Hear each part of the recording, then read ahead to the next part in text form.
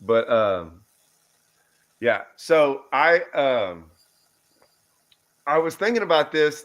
So all this, me and you, I called you up the other day because like I got that message from Newell, Yeah. and I don't know what made me think. I was like, I don't know. I was gonna call you about it, and then because Newell's just Rob's just funny, and Oh, so dude, I I never love know Rob. who he talks to because he's only got certain people, Yeah.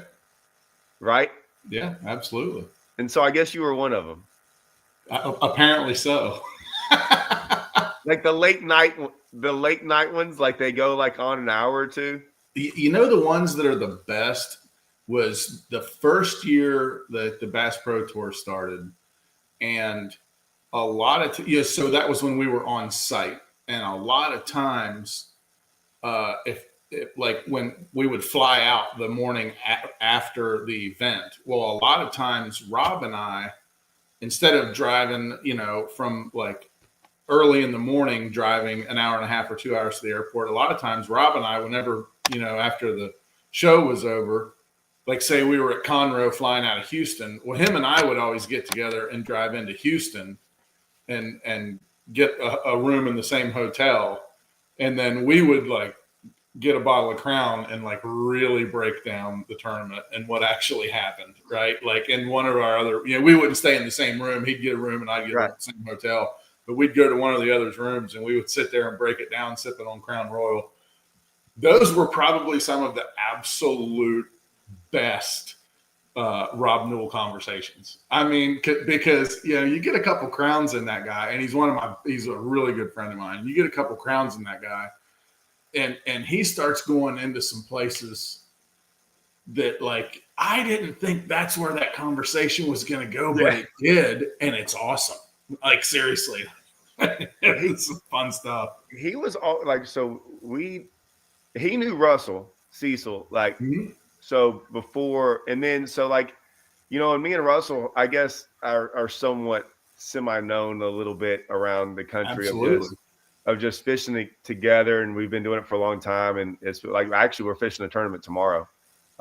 We're probably fishing a smaller tournament on Rayburn that we probably hadn't fished a small tournament on Rayburn in probably like 7 years, and we were kind of like fishing a little bit now, kind of getting ready for the new like start of January and February, like all of Mhm. our tournaments start up. So we're kind of going out there a little bit right now.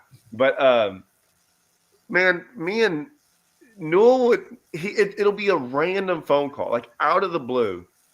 And he's not, I wouldn't say he's chicken little, like the sky's always falling, but He's definitely a pessimist. He's a pessimist. For but sure. it's like I love pessimists like him. Yeah. Like they're the best. Like there's actually guys that are like, I've been around guys that like everything you ever do, like you're out there on the water and everything's like always down and negative, right? I don't like Mhm. that. He's more like this whole industry's going down the hill, this and that, and it's just like whatever. And I can just sit and listen. I love rants like that. I'm a Oh guy yeah, who will he's the rant. best. I love them. I love them. You want to know what a rant from Rob Newell is? That right there, that book. Oh, have you read it? That's his book, Egos, Logos, and Fishing Pros. I've Yeah. actually read about 3/4 of it, and it really is good. Like it. And I told him this too, and I'll tell all our audience this. He walked a line in that book where I think he couldn't. He got so close to telling dirt on this whole industry that he didn't, but he got as close to it as he could without jeopardizing any future work that he may be involved in. Like, and obviously, me being in this industry for so long, like I could read between the lines of some of the stuff that was in there, and like it's a really good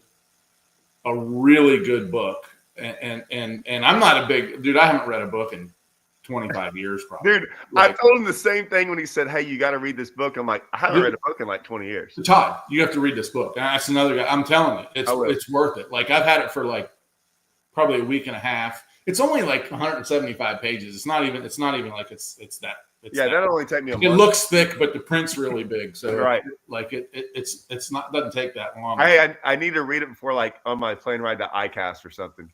Yeah. I mean, honest to God, it's worth it. And like I said, I haven't read a book in 25 years, and it really is. It's worth it. And it's kind of a Rob Newell rant, kind of like not bad, but like in a good way. It's a Rob Newell rant the whole way through the book. It's pretty cool. You know, I wonder, I guess as you get older, so when you're young, you can't say everything, right? You can't tell all the stories because you're scared. And then you get it like at our age, and you're kind of free of it.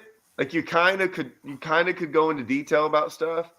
Mm-hmm. And you're probably a little bit more mature. And I always wondered, I'm like, in 10 or 15 years, and when I say like the dirt, not dirt as in it wouldn't be like a nasty kind of dirt. It'd just be like, hey man, there's a lot, there's this went on and this went on. But I guess maybe as you get older, I always wondered if like 10 or 15 years from now, someone's ever really going to go out there. But I don't know if I honestly don't think people. I swear it would have to be like 4 or 5 guys, because I don't think people would probably believe if you just did it. Well, not you, but you like right.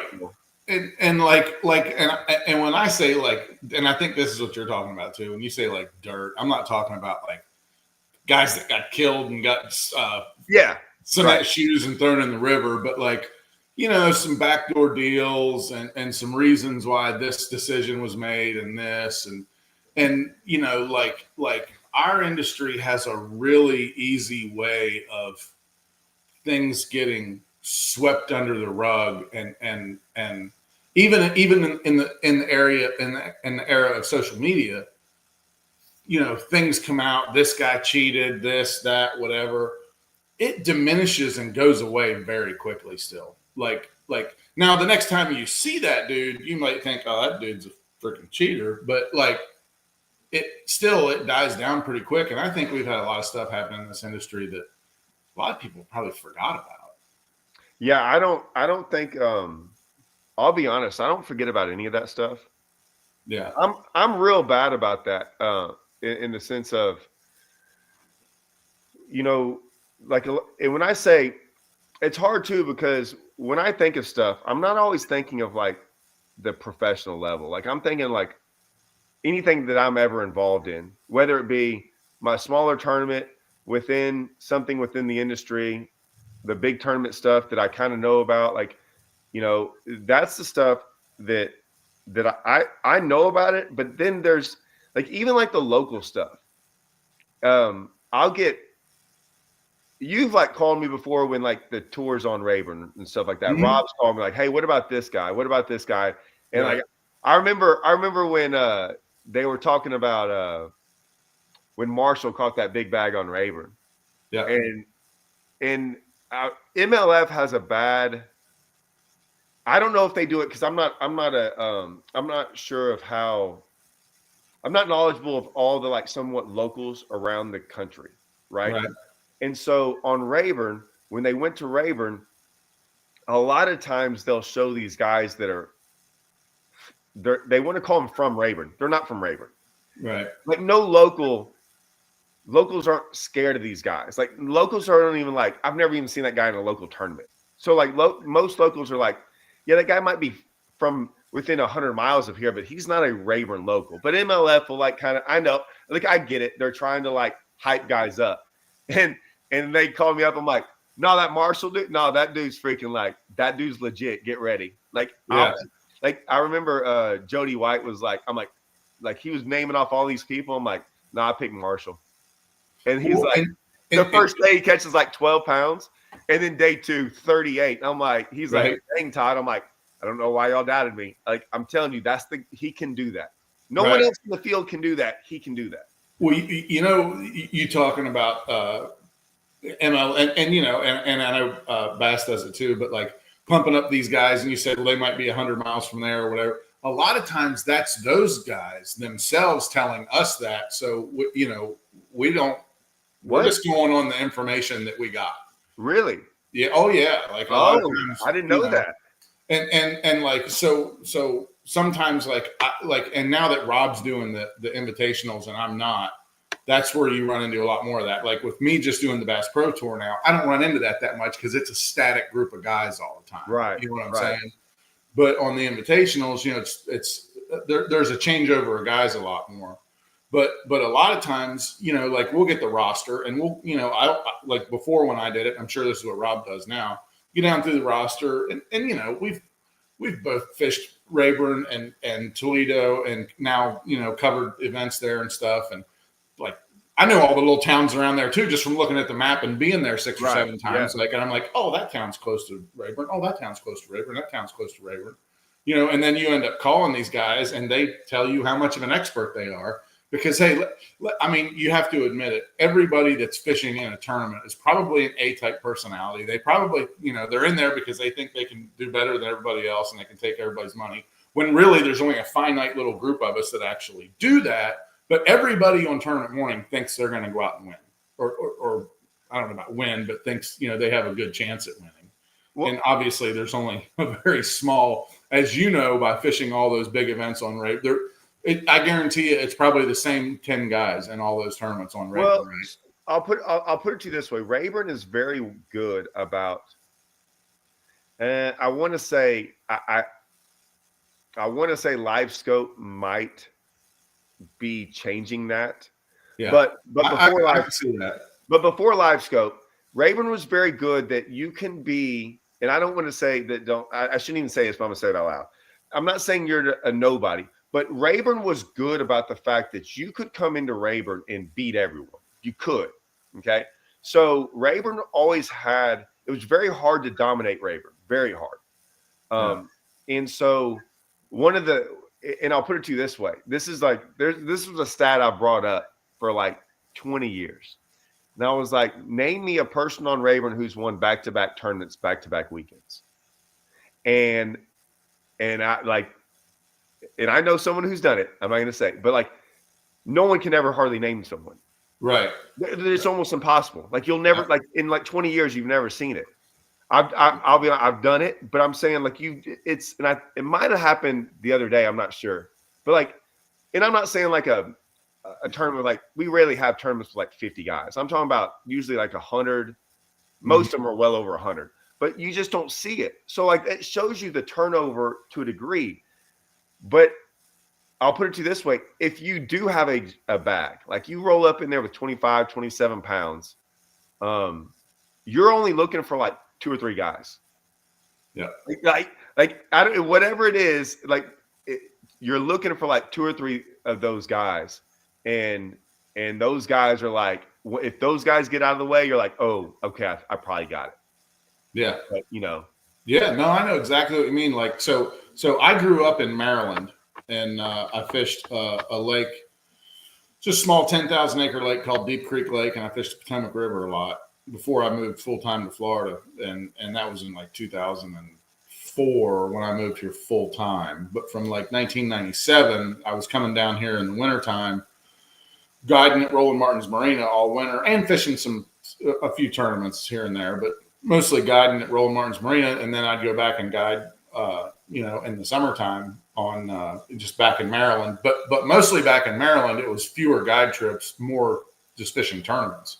But like around that Maryland area, Potomac River, Deep Creek Lake, all that, man, when you got to the ramp and down on the Potomac, there'd be 100 boats, 120 boats in those tournaments. On some of the inland lakes, there'd be 50, 60 boats in the tournaments.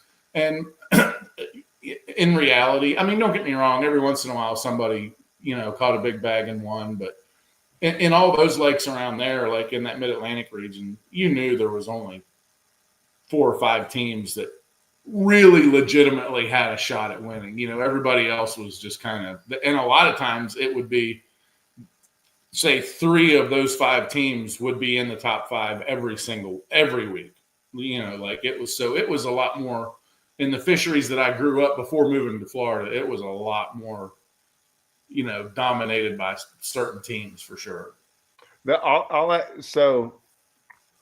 got so many questions for you. I want to go to this because I was thinking about this earlier. I was cooking breakfast and I was thinking about. So I wanted to ask you a whole bunch of stuff about Florida, and I'm gonna get into that. But I didn't think about this.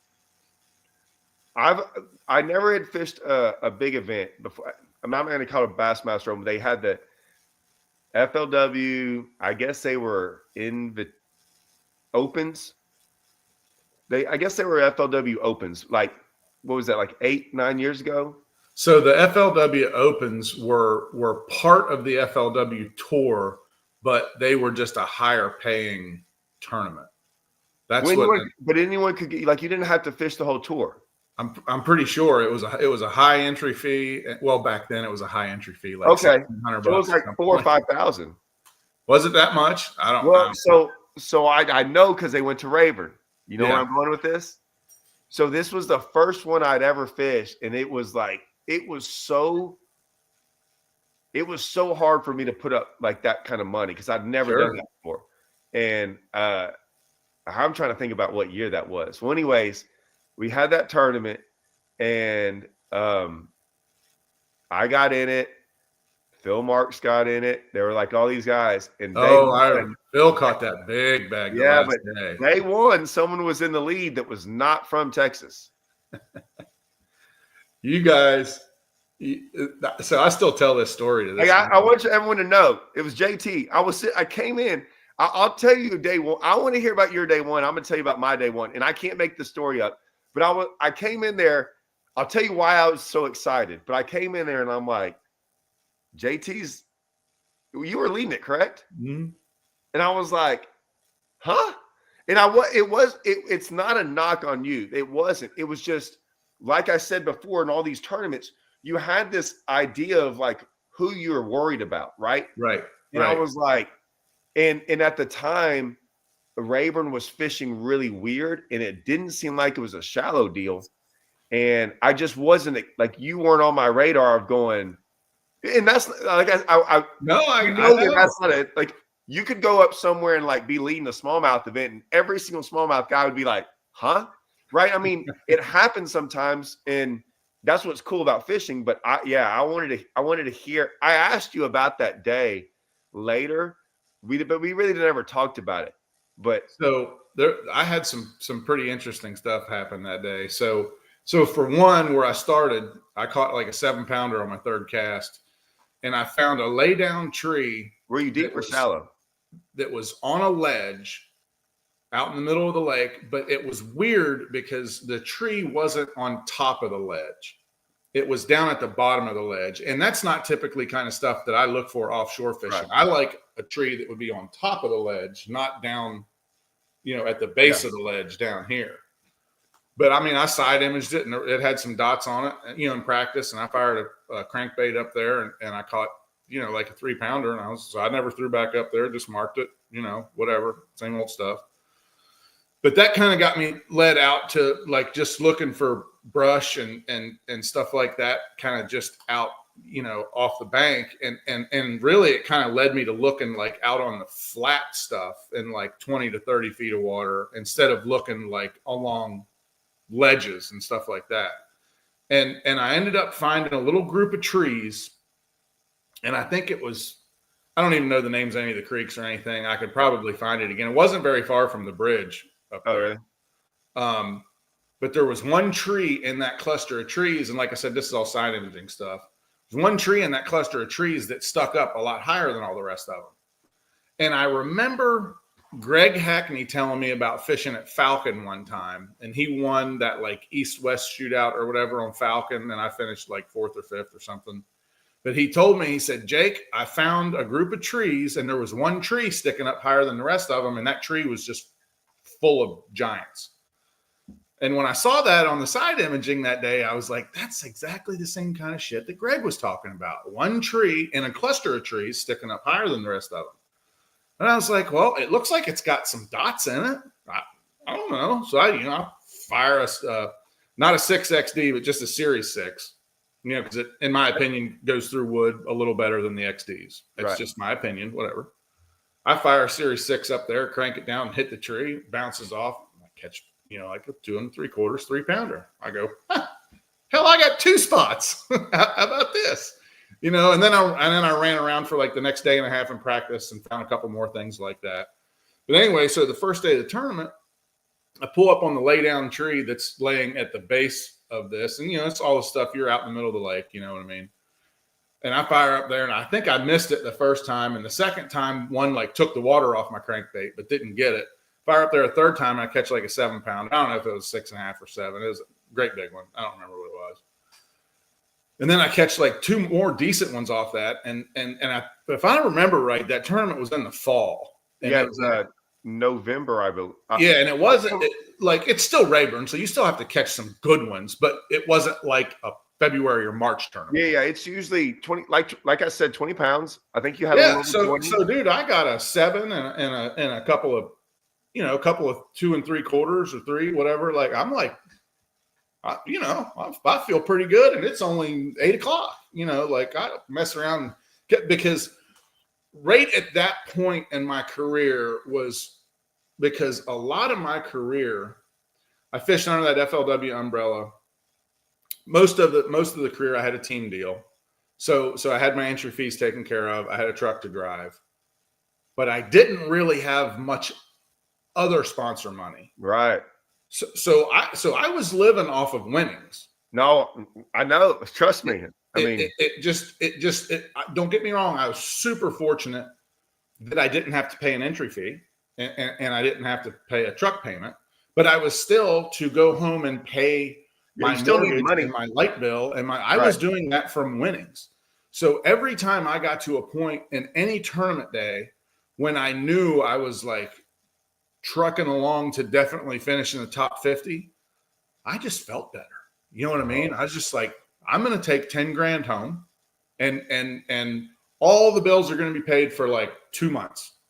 And Stephanie's not going to be harping on me because the bill, you know what I mean? Like the bills are stacking up, like, so at that point in that day, and I remember this very, very vividly, that point in that day, I hit that point already at 8 o'clock in the morning. I'm like, damn good start at getting $10,000 to this week.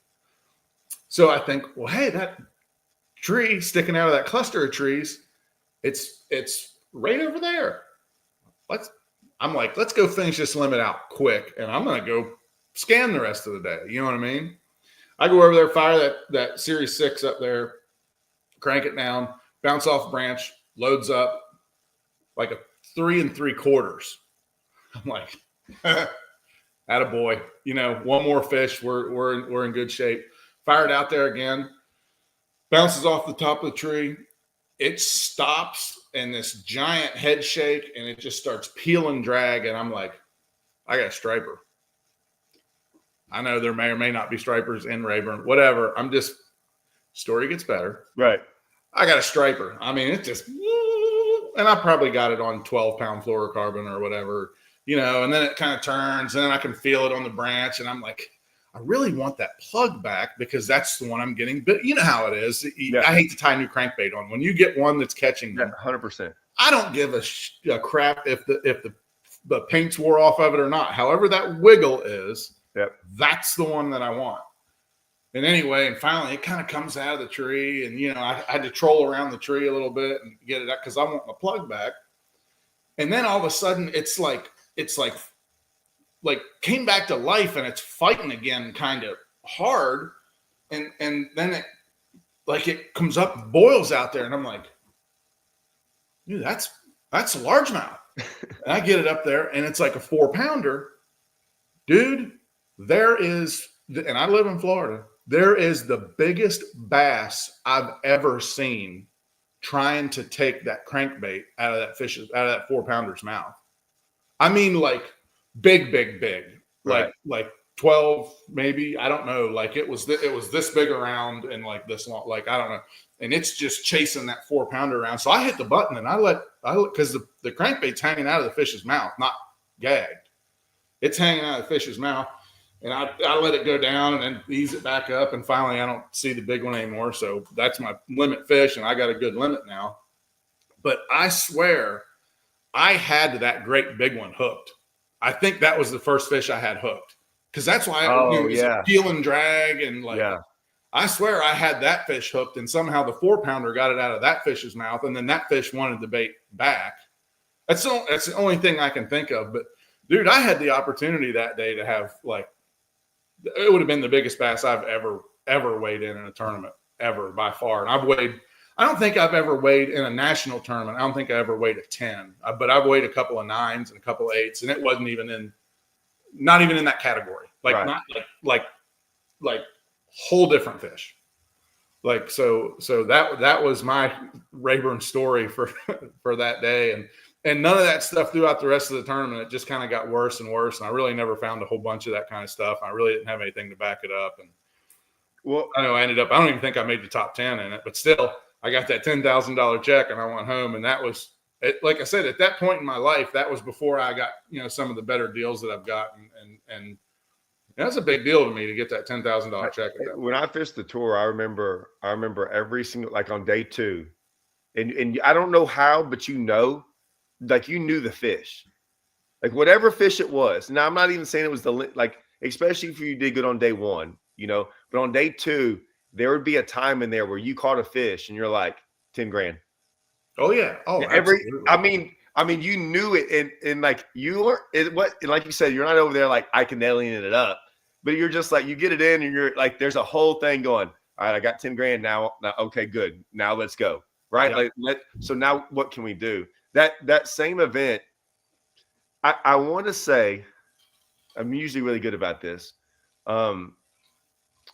So we had like a fish kill off. Like that was when our lake got really, really super low. Like, God, was this all the way back in like 2014? Might have been 2013, 12, something like that. Anyways, it got really low, and it had been low for like 3 or 4 years, the lowest I'd ever seen it. And like all the fish died. For the most part, right? And then the lake came back up, and most of the fish, it hadn't gotten good yet. And so I had gone up north, which it made me learn the north end of the lake, like the very far end, because you couldn't win a tournament up there. But I swear, like every fish in the entire lake like went up north. Yeah. And like that's the only ones that survived, or it was really strange. Grass grew up there for the first time. It was like the most phenomenal frog fishing anyone, like we never told a soul about it, but it was the most phenomenal frog fishing. Like every tournament we were up there, and there was matted grass up north. Like you can't find a blade of grass up there. When I say up north, like way up the river. And it was 40, 50, 60 a day, giants. I mean, wow. It's hard to catch a fish over 4 pounds up there. It was awesome. So, but that was all gone. But anyways, I was up there catching. And I was like, man, it's a 3 I can't remember, 3 or 4 days, maybe 3. Maybe the opens were 3 days. I'm not sure. But I was like, man, I'm just going to go like hammer on them up there of like 16, 17 pounds a day and just do that for 3 days. And like, that's going to be like top 10, top 5, like, whatever. And I had everything down like up there perfect, like just throwing a worm on these random, like stupid banks and things. Like I was never going to have anybody up there, and no one was ever up there fishing my stuff. Phil actually was coming up there fishing in a creek, but we weren't fishing each other's stuff. So the water had come up like 6 inches, which I tell everyone, Rayburn is the one place it's the one lake I look at, and I look to see if it's going up or down and what the water level is. And it has everything to do with so much of the fish. So the water coming up is the worst thing I could ever happen for up north. Right. Even 6 inches, which you're like, it's not a big deal, but it was. So I go up there, the start of like you could go up there like first 5 casts, it's going to be like 14 pounds minimum. Nice. And it's not. I spent hours up there. And so you got to realize, man, I had been battling putting up that entry fee for like months, going, should I do this? This is crazy. Like I don't have 5,000. I mean, it was a lot. Yeah. And then day 1, it's like all going horrible. Like I just can't get bit, and everything I have up there is bad. And I'm just going, and in my head, I'm going, I can't. Why am I doing this? Like this is like I can't believe. Of course, So like with about an hour and a half left, I drive back down, like close to the weigh-in, And I mean, I grew up fishing all around that area. Of course, the weigh-in's up north by 147 by Castle Boykins. And I'm like, man, okay, like, so everything that you ever caught a fish on, comes into play. And I'm sitting around there and I'm going, well, man, I've caught some fish off that brush pile over there, but I hadn't had a bite off that thing in like 3 years.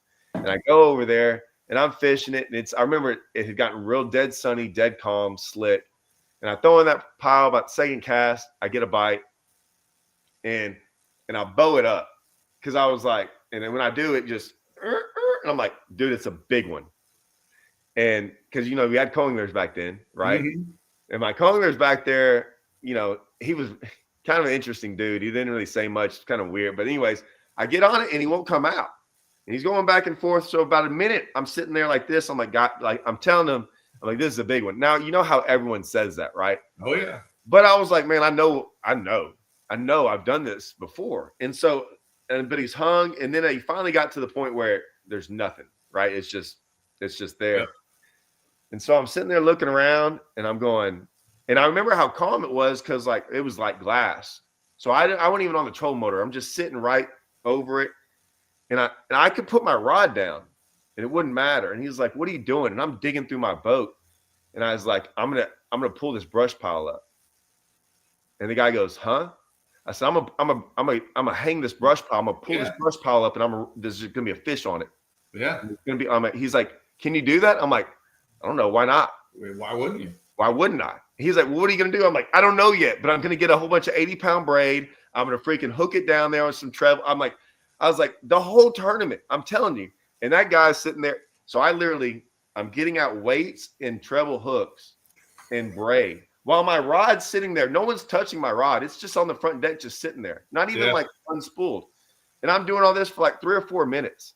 And like every once in a while I pick up on it. I'm like, yep. And I set it back down. And I could just look back at my coingler and he's like fishing, staring at me like I'm a moron, which right. I get it. And so all of a sudden, like I get it all ready. And I'm like, hey man, you're going to probably have to help me when I start pulling this up. Like I'm going to pull it up and I'm going to reel. And I'm like, man, just if I get in a bind, like, I didn't know if I was going to like get hooked. Pull you back. Yeah. And so I was like, he's like, but he hadn't moved off the back of the deck. He's just holding his rod, just watching all this. Right. And I'm like, all right. So I'm like, okay, I'm going to get right over this thing. So I pick up my rod and I pick up on it, to get like right over it perfect. And I'm like, dude, I got it. Get the net. And it comes out.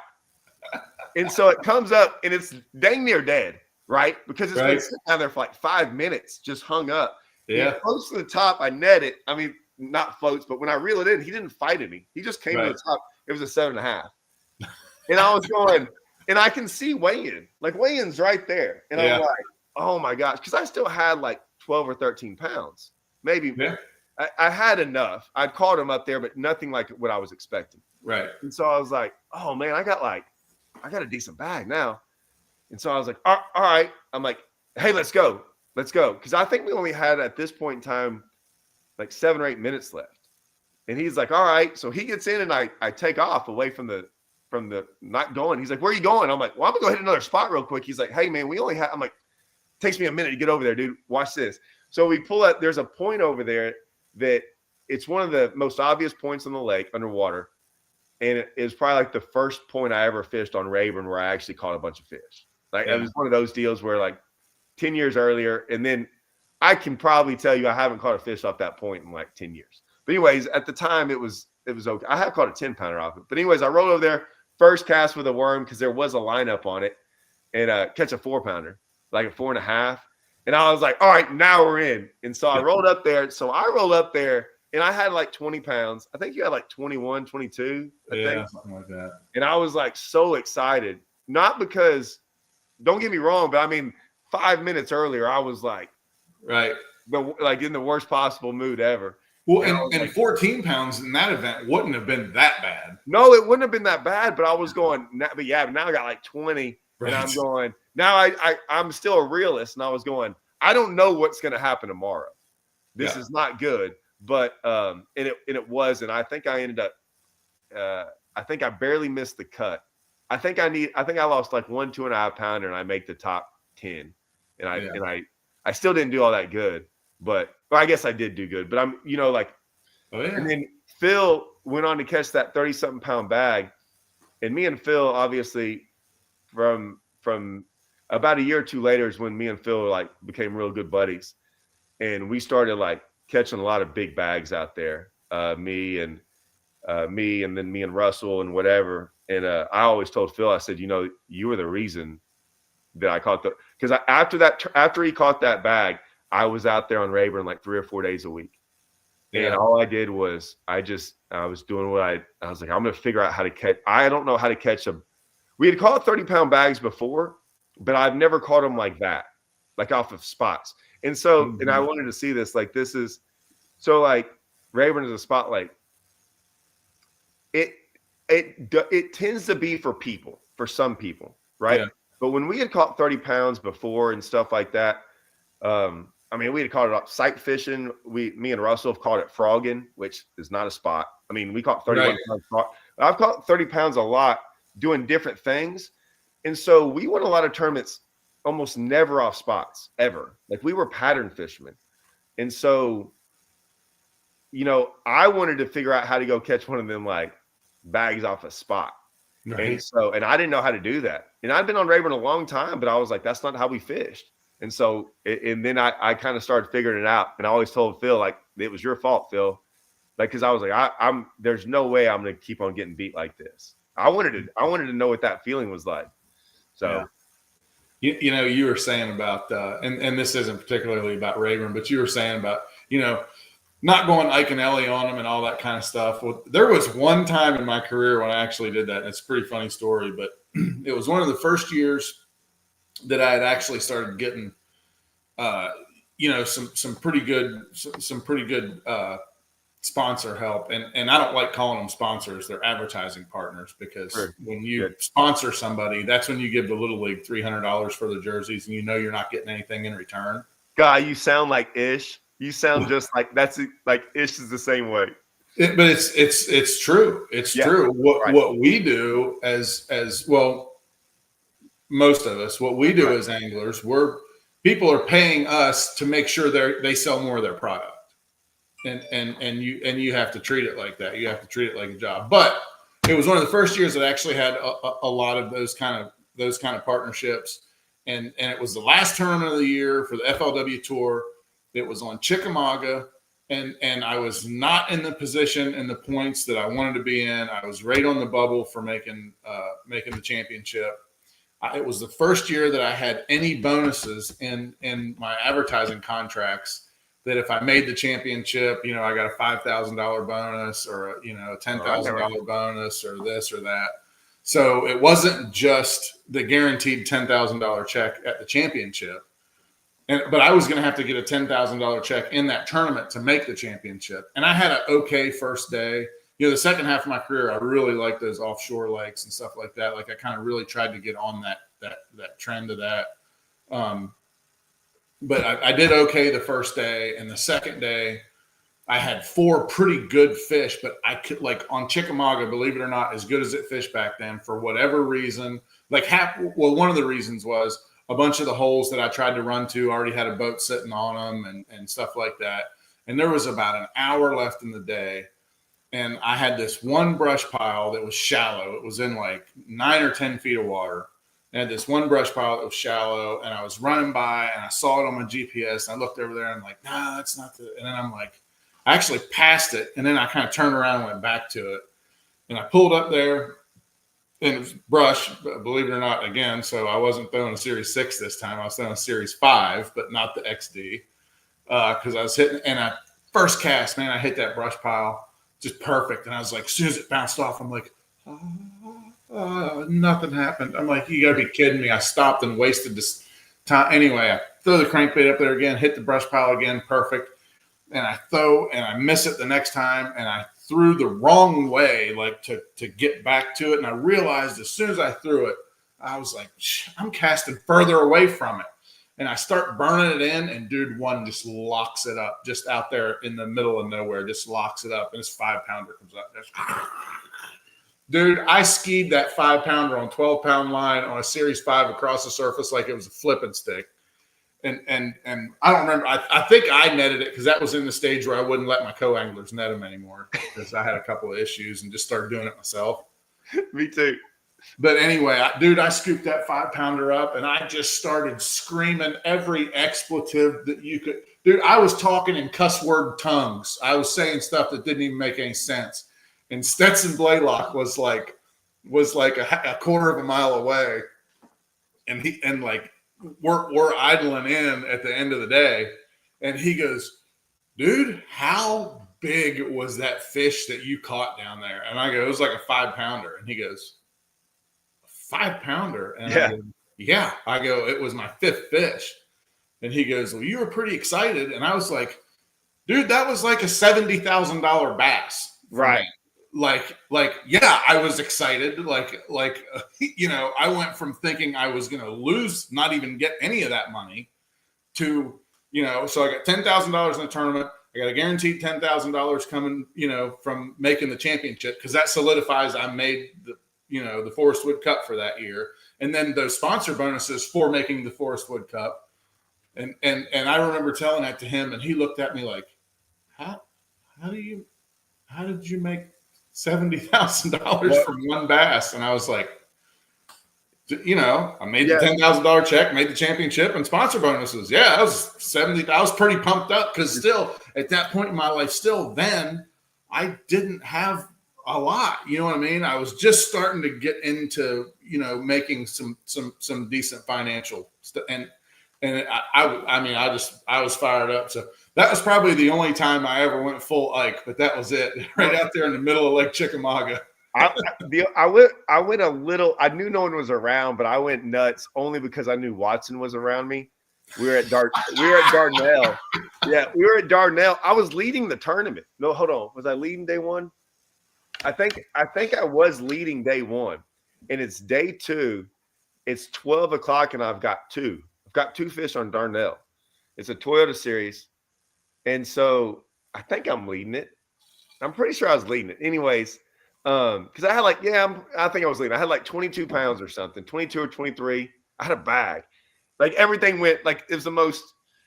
Right. Everything went like it was supposed to. It was so bad that I rolled up into a spot at the end of the day where there was like 30 boats or 20 boats, and I kind of like roll like past all of them, and no one's, everyone's kind of like, and I just kind of sit down where no one's at, and I'm like fishing, like I'm just kind of wasting time, kind of like I'm gonna probably fish in here tomorrow, so I wanted to see what it was like. Yeah. So I'm like kind of chilling, like I don't really care. And I look over and I see this fish. Like I see it in the grass, like up high. And I'm like, okay. I'm like, hey, don't move. I don't know. I don't understand what's it's doing. And I'm like, I already know what's going to happen. You're going to flip over there. And it's like, Yeah. And I just like, there's been boats all through there. And I just like flip over there. And like, of course, as soon as it hits the water, I throw about 3 foot. I don't even try to like be sneaky. And it was like I'm like, well, okay, and so I like pick up on it. It's her. Like she went over there and ate it and took off. It's like a 4-pounder. And so I went from like 21 to 22 or something. And I'm just going, well, this is one of those days. Well, anyway, so day 2, I'm doing horrible. And Watson had come by. Like, long story short, Watson was like, "Are you not throwing a frog?" He's like, are you not catching them like yesterday? I'm like, I wasn't throwing a frog yesterday. And he was like, "Go throw a frog." And I'm like, man, they're not eating that thing. Anyways, we were talking and stuff. And so I was like, well, I had one bite in practice over here. And I went and threw it and caught a 4-pounder. And and I told him, I was like, I started hollering at him because I knew at the time I had such a big bag that that was my 3rd fish. I ended up catching another 6-pounder. But at the time, I'm like, oh, that just made the cut. I just made the top 10 just off that stupid 4-pounder. Right. And then I catch a 6, and I'm leading it. Now I had like a 6 or 7-pound lead. I only had 4 that day, but 4 for like 17. Yeah. But yeah, but the other one so we went up to St. Clair. You were at St. Clair, right? I've been there a bunch of times. Yeah, but it was the last year you fished. And I'm going to get into that. Okay. So we were up there, and it was my first year I'd ever fished. And I was right on the cut of the year Grigsby won? Yes. Yeah. And so I was in the top 10 after did they cut? It was 4-day event. I guess they cut to the top 10 on day 4. I hadn't made I hadn't been in the top 10 yet. I kept on catching over 20. And so it kept on, moving me up. Mm-hmm. And so I'm right on the verge of making a top 10. However, and I caught him on day 3, really good too. But I'm in the bag line and I'm waiting. And Bill Taylor's like, he's like, did you get him? I'm like, yeah, I got him, but I don't know. So there's 2 things. I'm trying to make the top 10, but I'm like right on the edge of making the Forest Wood Cup. Mm-hmm. But it all depends on other people. Well, I'm like in the last flight. And so like they're doing calculations and I'm sitting there going, God, top 10s, you get paid differently. Oh, so yeah. I'm like, okay, I'm about to get paid differently if I make the top 10. I don't know. And then I don't know who else has got them. And then like, I'm like the third person next to go up. And Bill's like, you made the Forest Wood Cup. I'm like, well, I don't know how, because they had some weird deal where someone had like qualified. Someone had gotten in trouble. Okay. I think someone had gotten a felony charge that knocked the guy out. I swear to you. I don't know what happened, but I got in. It was a weird deal. And then I made the top 10. And when I got home, I was like, all right, well, that day was like a $26,000 turnaround, right? Like to make the top 10, because I think I ended up winning like 16,000. I think I finished 5th or 6th. I made like 16,000 and then the 10,000 from that. Yep. And it was just going, man, I rolled up here having an okay year. And then all of a sudden, like you said, like one little day or something like that. And then the next day was my worst day, but like I was pretty cool with, I mean, I still caught like 20 pounds, but I was like, it's not that big of a deal. Like I could have caught like 24 and I would have like moved up 1 spot. Right. Like it really didn't matter. Yeah. That was, I remember that tournament. That was pretty funny. Chad and I were staying together. It was Chad and I and Thrift. So Thrift beat me by like a half a pound or something. So Chad and I, we didn't like Chad and I would, we stayed together on and off for a lot of years, and we would talk about this tournament at the next tournament. We would share little things, like, I'm catching them shallow or I'm catching them deep, but we didn't break it down. Like we never did Thrift either. When I stayed with Thrift a lot, we never like, and I don't remember exactly between Chad and I who actually ever started that, but it was one of those deals where it was just like, look, dude, like, don't ask me that shit. I don't want to lie to you. You know what I mean? Like, don't make, you know what I mean? Like, because I'm trying to make, so's he, we're both trying to make a living. Like, look, man, just like, don't put me in that position. You're my friend. And I want to be a as good a person as I can be. Don't put me in that position. You know what I mean? Let's just, I stayed with them the next year. Chad, me, Russell, Chad, and Thrift stayed at Champlain. And so me and Thrift have always been cool, ever since that. And then Chad still calls me. I mean, I think he called me a couple of weeks ago asking if I was going to fish the opens, because I think I got to call him back, because I think he was going to see if he was going to stay at my place. I'm not too sure. Yeah. But yeah, I gotta follow up on that. Yeah, and Thrift's still one of my best friends. But I talk to Thrift at least once a week, usually 2, 3, 4 times a year. We go on offshore fishing trips together, and he's still one of my very best buddies. He's good people. Someone asked me one time, like, who did you look up to when you were younger and stuff? Or like someone asked me about Rayburn. I'm like, nobody. And I wasn't being mean. Like I was kind of young and didn't know, like I wasn't from Rayburn. So like I kind of moved to Rayburn when I went to college on purpose, and then just started like fishing. So I didn't really know. I began to learn everyone from Rayburn. I didn't know them. And then I was kind of like always doing my own thing locally or regionally or whatever. And so I knew a lot of y'all, but I mean, I don't know. It wasn't a weird deal. When I got on tour, that's when I looked at Thrift. Like I looked at everyone and then I looked at Thrift, and Thrift was the one who like I was like, I don't understand that. Like Thrift was the one that got me. That I was like, I gave him more credit than probably anyone else. Yeah. He just something about the way. He seemed like how about this? When we started this whole conversation about Rob Newell and stuff, Rob knows a lot, right? Rob knows a whole lot about a lot of things. And I would say you do too. You probably know a whole bunch about a whole lot of things. And I'm one of those guys that once I know something about you, and what I mean by that is like, if I found out how you won the tournament, not you, I'm saying there's things like people give people a lot of credit, and I'm real quick to be like, that's not. If you really knew how that was, I'm like, yeah, he won the tournament, that's good. But how he won the tournament and how he found the spot or how all this happened, it changes my mind on that. That's why when I saw you on Rayburn with 20, I'm like, none of that entered my mind about you getting it. Like, hey, no one gave him that was not given to him. He did something. I don't know what he did, but I just knew the lake enough to know that that's how it was. So Thrift was one of those guys that I was like not watching, but from afar going, that dude does too many different things and is always, like I said, you can just tell those guys don't follow the norm.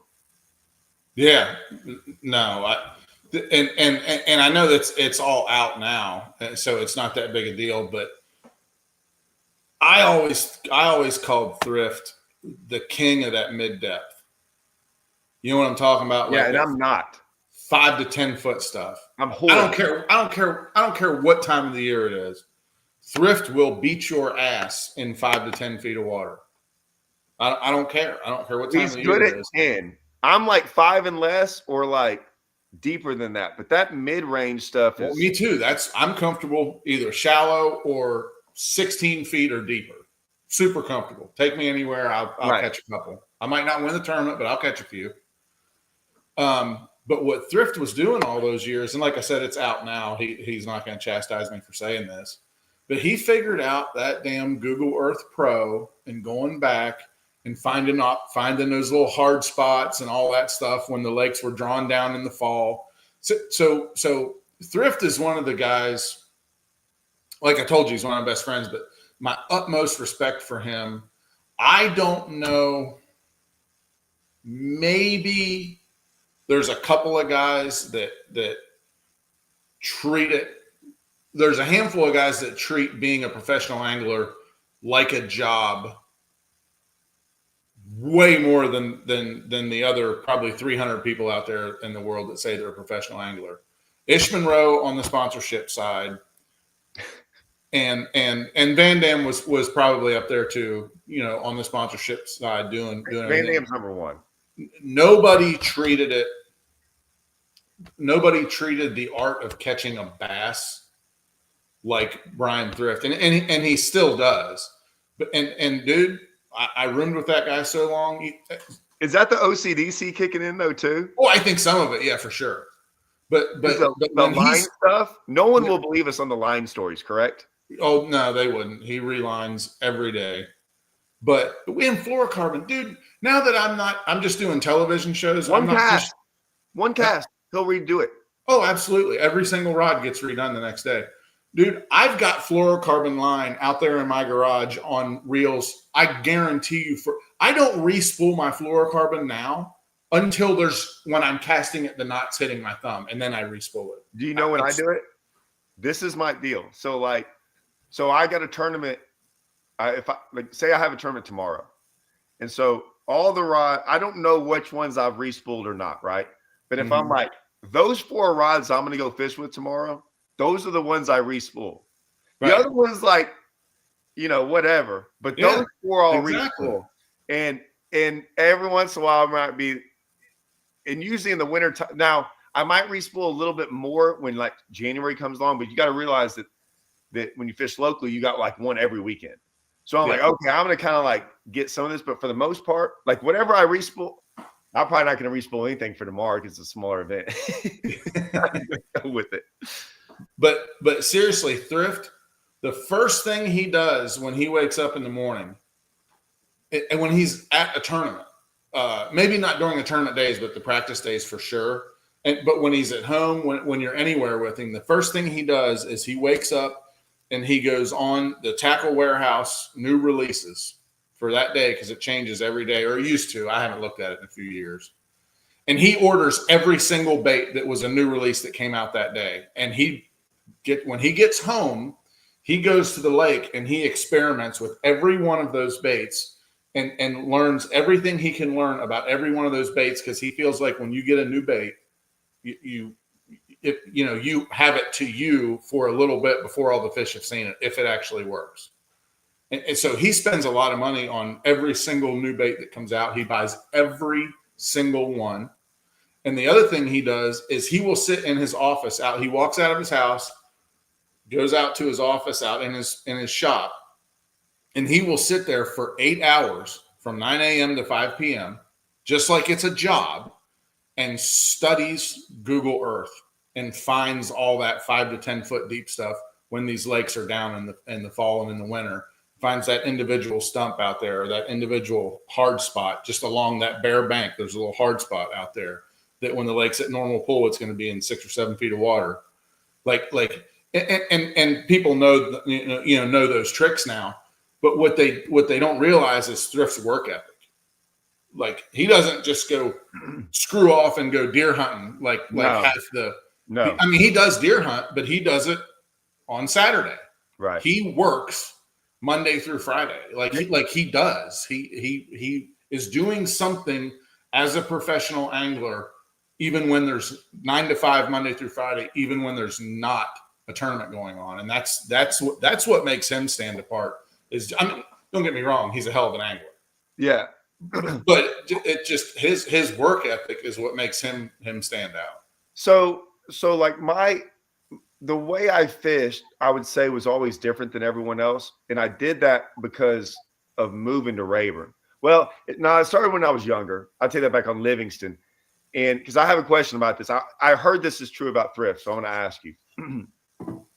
I was on Livingston and I had to walk the bank all the time, and like every fish on Livingston's in like 4 foot of water or less. And I lived down in the marina. And so, I eventually experimented out there in deep water because, like, I'm in the marina, it's deep, I could throw out there. And I started figuring out fish and stuff like that, walking the bank, and did that since I was in the 7th grade. And so on Livingston, I always tell that story about like how I was able to find fish on Livingston deep. Like, I went rigging for like 2 weeks and never caught a fish. And I just kept doing it. And all of a sudden I catch a 5-pounder. And then like there was a tournament the next week and I won it. And I caught. Now deep is relative, right? So like on a lake that they never get over 4 feet, like I was catching them like 9 and 10, which is like super deep. And so I just started going, oh man, all these people on Livingston fished a certain way. I'm figuring out this new way. So then I get to Rayburn and you got all these guys, and I knew them, but I didn't know them. And I just started going out there, and I was like, it was the winter time. The first time I ever fished on Rayburn was in December, and we're like, throw a trap, right? And throw a trap in the grass. That's what everyone did. A red one, by the way. Yeah. And so, we did that for a year or two, and I'm like, man, I can't catch over 15 pounds. Like, I don't know, like something, I don't like this, right? And so I eventually started on Rayburn. I guess my personality, whatever I do, I'm like, I didn't want to fish like everyone else. So I started like just trying to figure out a different way to catch fish. I still do to this day. But it led me down like kind of being first to a lot of things on Rayburn that no one really ever figured out. And I got to the tour, and so some of that carried over. I always say when you fish really different than everyone else, though, it's hard sometimes because like it's so unique that you kind of have to go, like it's hard to go to a new lake and figure that out too, right? Because it's not always simple.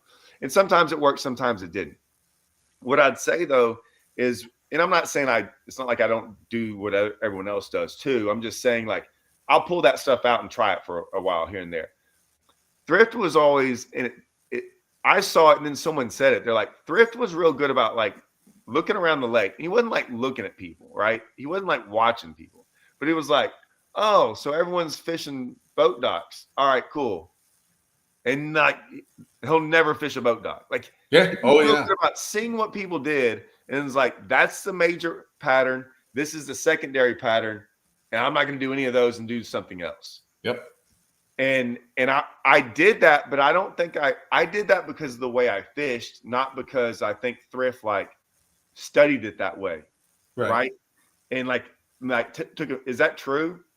I mean, I don't know the exact answer to if that being true or not, but like the way I looked at him, it makes perfect sense, because that's why he became the master of 5 to 10 foot deep. I know. Because just in general, that's the depth that nobody fishes. What tournament when he won the FLW tour, the cup? Was it Hamilton? Or Yeah. it was Hamilton? Mm-hmm. So I don't know. So I don't know if you remember this. I bet you don't remember this. So the year before, it was on Washita. Okay. Yep, I remember that. I was in that one. I know you were. I know okay. Do you remember? You know where I'm going with this? Not right now. Okay. So I'm at Washita, and I remember, like, I knew y'all guys. I'd hung out with you and some of y'all. I don't even remember what event. Maybe we had an off day. And anyways, I kind of got to know, I don't know how that happens, but there's always a group that you kind of get to know, right? And so you and some of those guys. And so, but I'll never forget. I like to look at it as the cool kids stick together. Okay. Well, I didn't want to say that, but that's what I wanted to say. So like, I'll never forget this. When you go into the convention center of Washita, it was on day 1 or day 2. And of course, you got to realize this is my first cup. This is my first year I ever fished the tour. So this was my first cup. So I'm like, it doesn't matter good or bad. Like, I'm like kind of jacked up. Sure. I don't get jacked up to be at tournaments. Yeah. I'm like, the least, like the morning of, guys are like, fist bumping, and I'm like, oh my gosh, yeah, whatever. It's another day of fishing. But here, like my family never came. Like, they were here and everything, and I was just like in a pretty good mood, right? I'm gonna make 10,000. What do I care? Yeah. And so I get up there, and me and you are talking. We have our bags, and we had to walk up this ramp to go in the convention center. I kind of think I might remember this now. You were at the top of this thing, and Washita was good old Washita, where 9 pounds is like a giant bag. Yeah. And I knew you, and you joke around a lot, like, and you were like, yeah, I'm out, man. The last tournament I ever fished. And I'm like, oh yeah, and you're like, you like look back down from the ramp at me. I'm like, I'm serious, Todd. Last one. And I go, yeah. And then you walked in, and I was like, huh? And so I was like, he's messing with me. But it didn't look like you were messing with me. And we walked in and did whatever. That was the last one you ever fished, wasn't it? The last tour event. Yeah, it would have been the last, I think the next year I know the next year I did. I fished the Toyotas, the Northern Toyotas. Right. I'm talking about tour event. Yeah. And I was sitting there like, what do you mean you're done? I'll just never forget that, because I was like, it's funny because, at that time, I didn't know about the commentating gig. No, I don't think you knew about any of that stuff. No, yeah, I did. Oh, yeah, that we were privy to the Bass Pro Tour starting. No, it wasn't the next year though. We had one more year. No, because that was in 18. No, I'm telling you, the next year. So Washita was that, and I promise you, I only fished 2 years. Washita, and the next year was Hamilton. Because Hamilton was the last tournament I ever fished. Hamilton. So that's when the change happened. Was after Hamilton. No, it wasn't, because I flew to Hamilton from Iconelli's event, because Thrift was leading, and my best friend that lives right down the street. But it was not MLF. It was FLW at the time. Yeah, no, it was FLW, but MLF had started. The Bass Pro Tour started in 2019. It was. I'm telling you, it was, because I didn't fit. I made the Forest Wood Cup the last year that I fished. and I didn't fish at Lake Hamilton, but I flew in. I was there the last day to see Thrift win, and my buddy who lives right down the street, Kyle Walters, big, tall, redheaded dude. Yeah, I know. Yeah. Yeah, he's my buddy who lives right down the street. I flew from Ike and Ellie's charity event.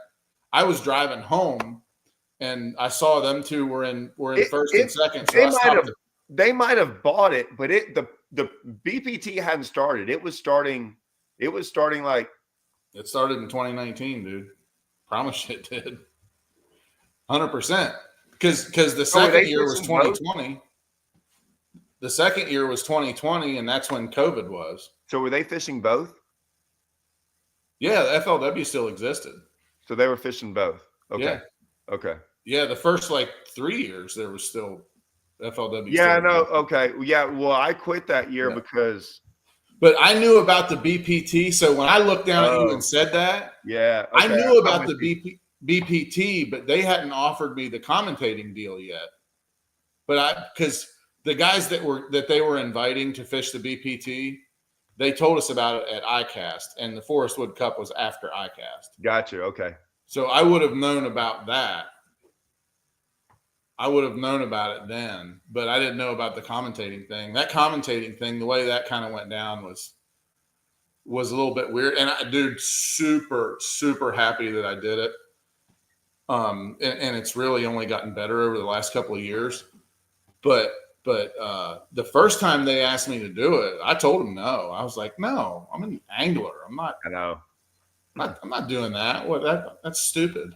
I'm still out here to kick everybody's ass. I'm not doing that. And then the more I got thinking about it, I had kind of always thought my end game in this industry was going to be some kind of television-ish kind of thing, And I got home and I told Stephanie about it, and we talked about it a little bit, and at that time I was 44 years old. And I was like, that's not old for this sport. No, it's not. Well, not. Well, it might be now. There's been a lot of changes. I'm 45, so it might be now. But still, in my opinion, even though there's been a lot of changes, that's not old for this sport. You still have productive years that you can win a national tournament, make championships, but I kind of thought, if I know that the television end of it is what, I'm obviously comfortable doing it. I know that, hey, maybe my timeline isn't the timeline that God has set for me. You know what I mean?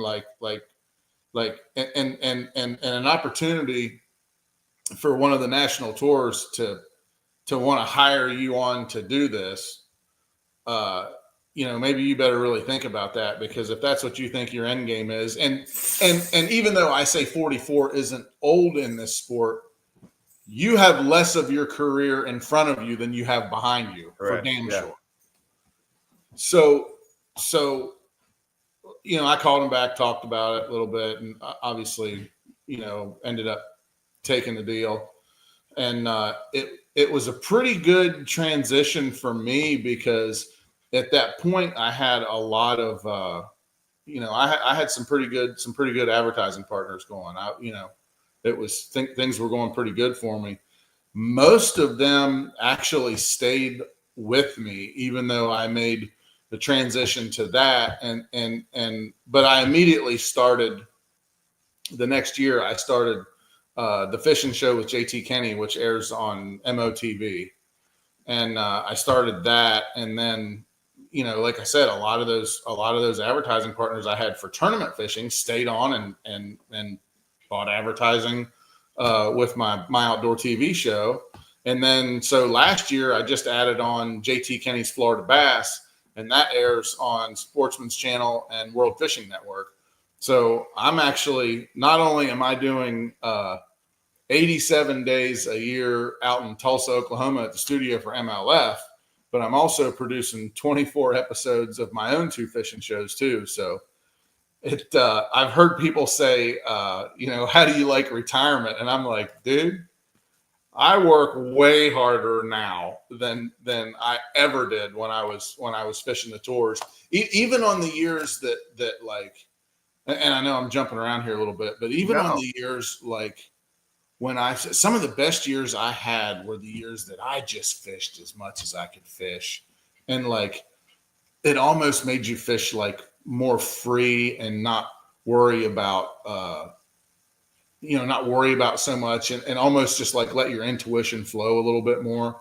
Like there was years when I fished, the whole FLW tour, and then like back what you were talking about, then they had the FLW Opens. So there was 4 of those. So there was 10 tournaments like that. And then I'd fish the Northern Toyotas and the Southeast Toyotas and cherry pick a Central Toyota. Back then it was called Everstart, but, cherry pick a Central, here or there, like I remember there was a couple of years when I would fish an Everstart at Grand Lake because the next week was Beaver Lake. So you might as well just go out there and kill 2 birds with 1 stone, and stuff like that. But those years were some of my best years when I just fished, just was like Ishman Rowe Jr., just fish fish a division of the Bassmaster Opens too, and like those were some of the best years that I ever had. And the years that I tried to like just fish the FLW tour and really concentrate on that were the years I screwed it all up. You know what I mean? Like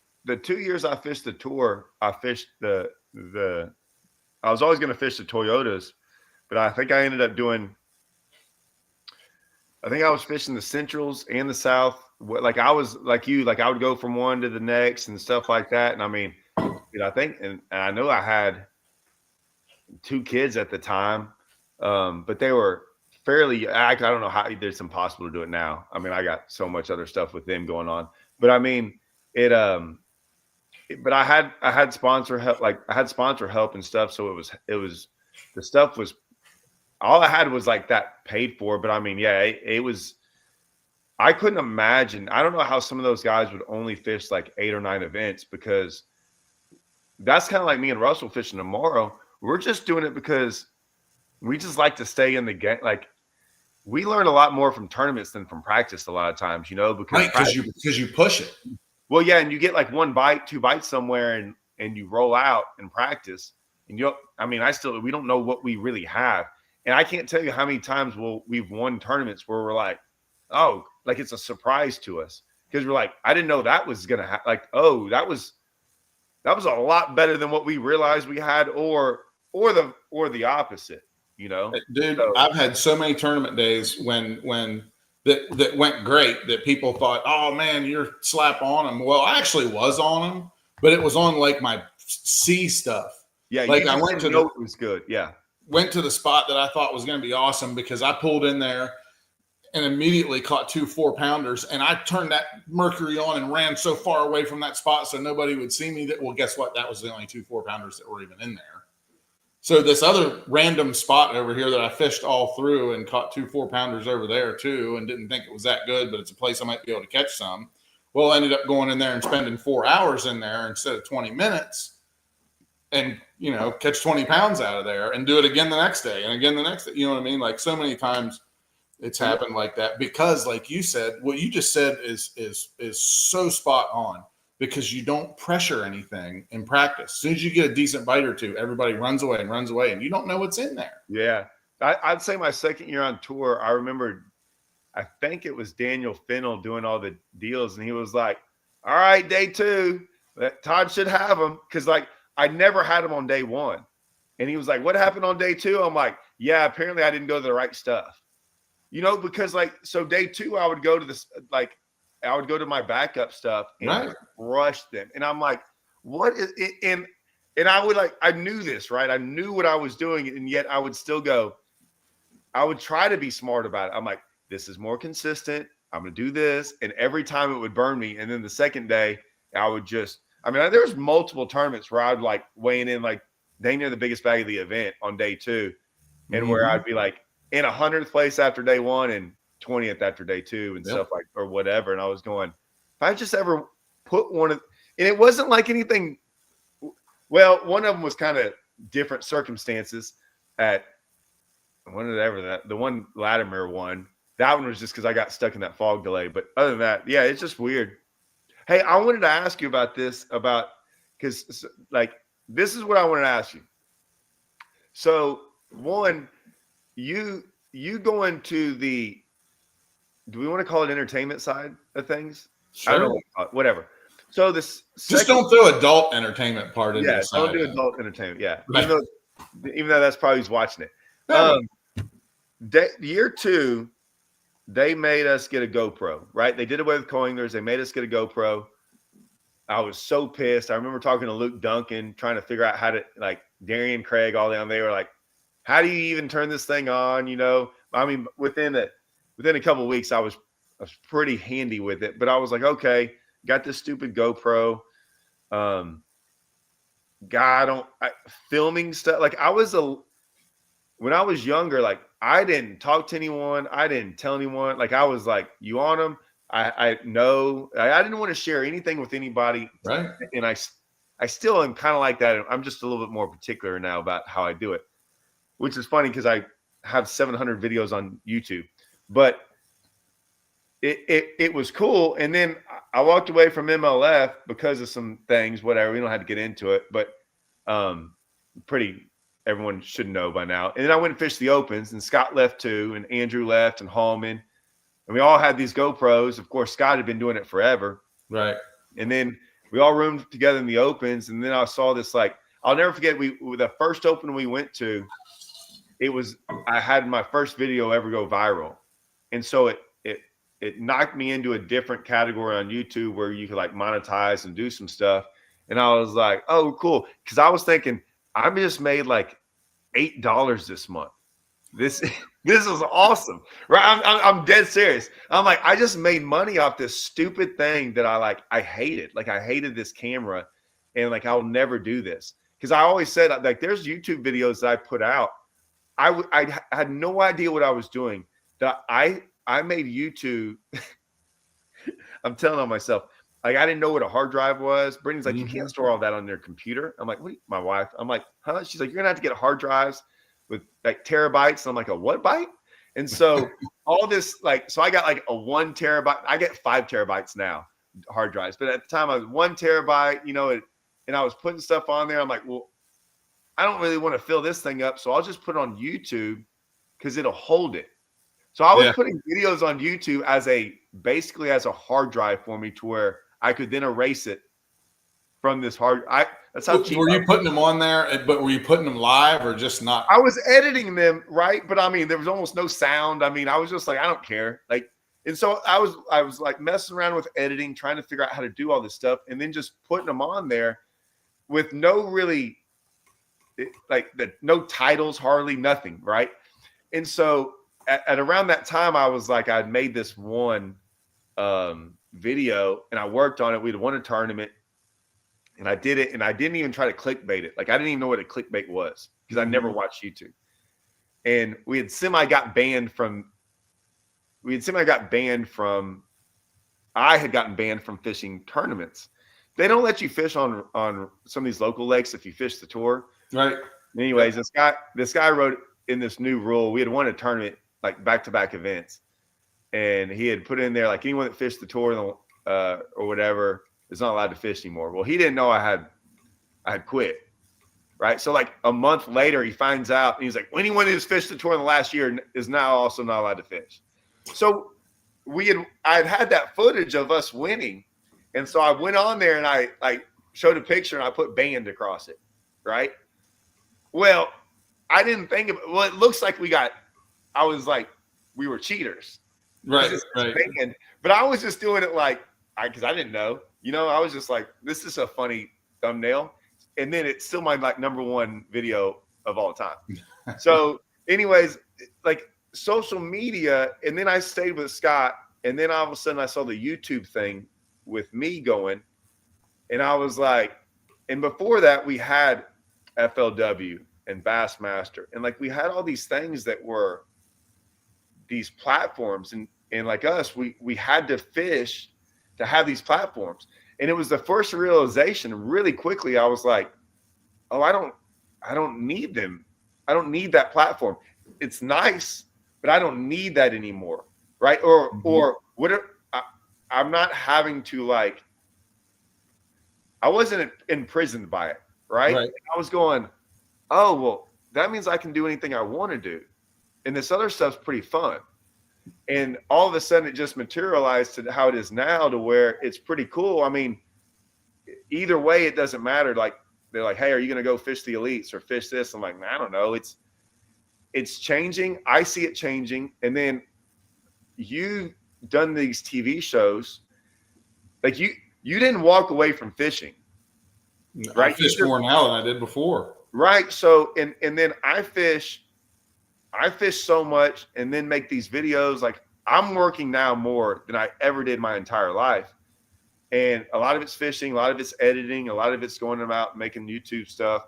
But I mean, you probably, and I don't either, you don't regret walking away, do you, at all? Absolutely not, dude. I It is the best. I mean, now let me preface that.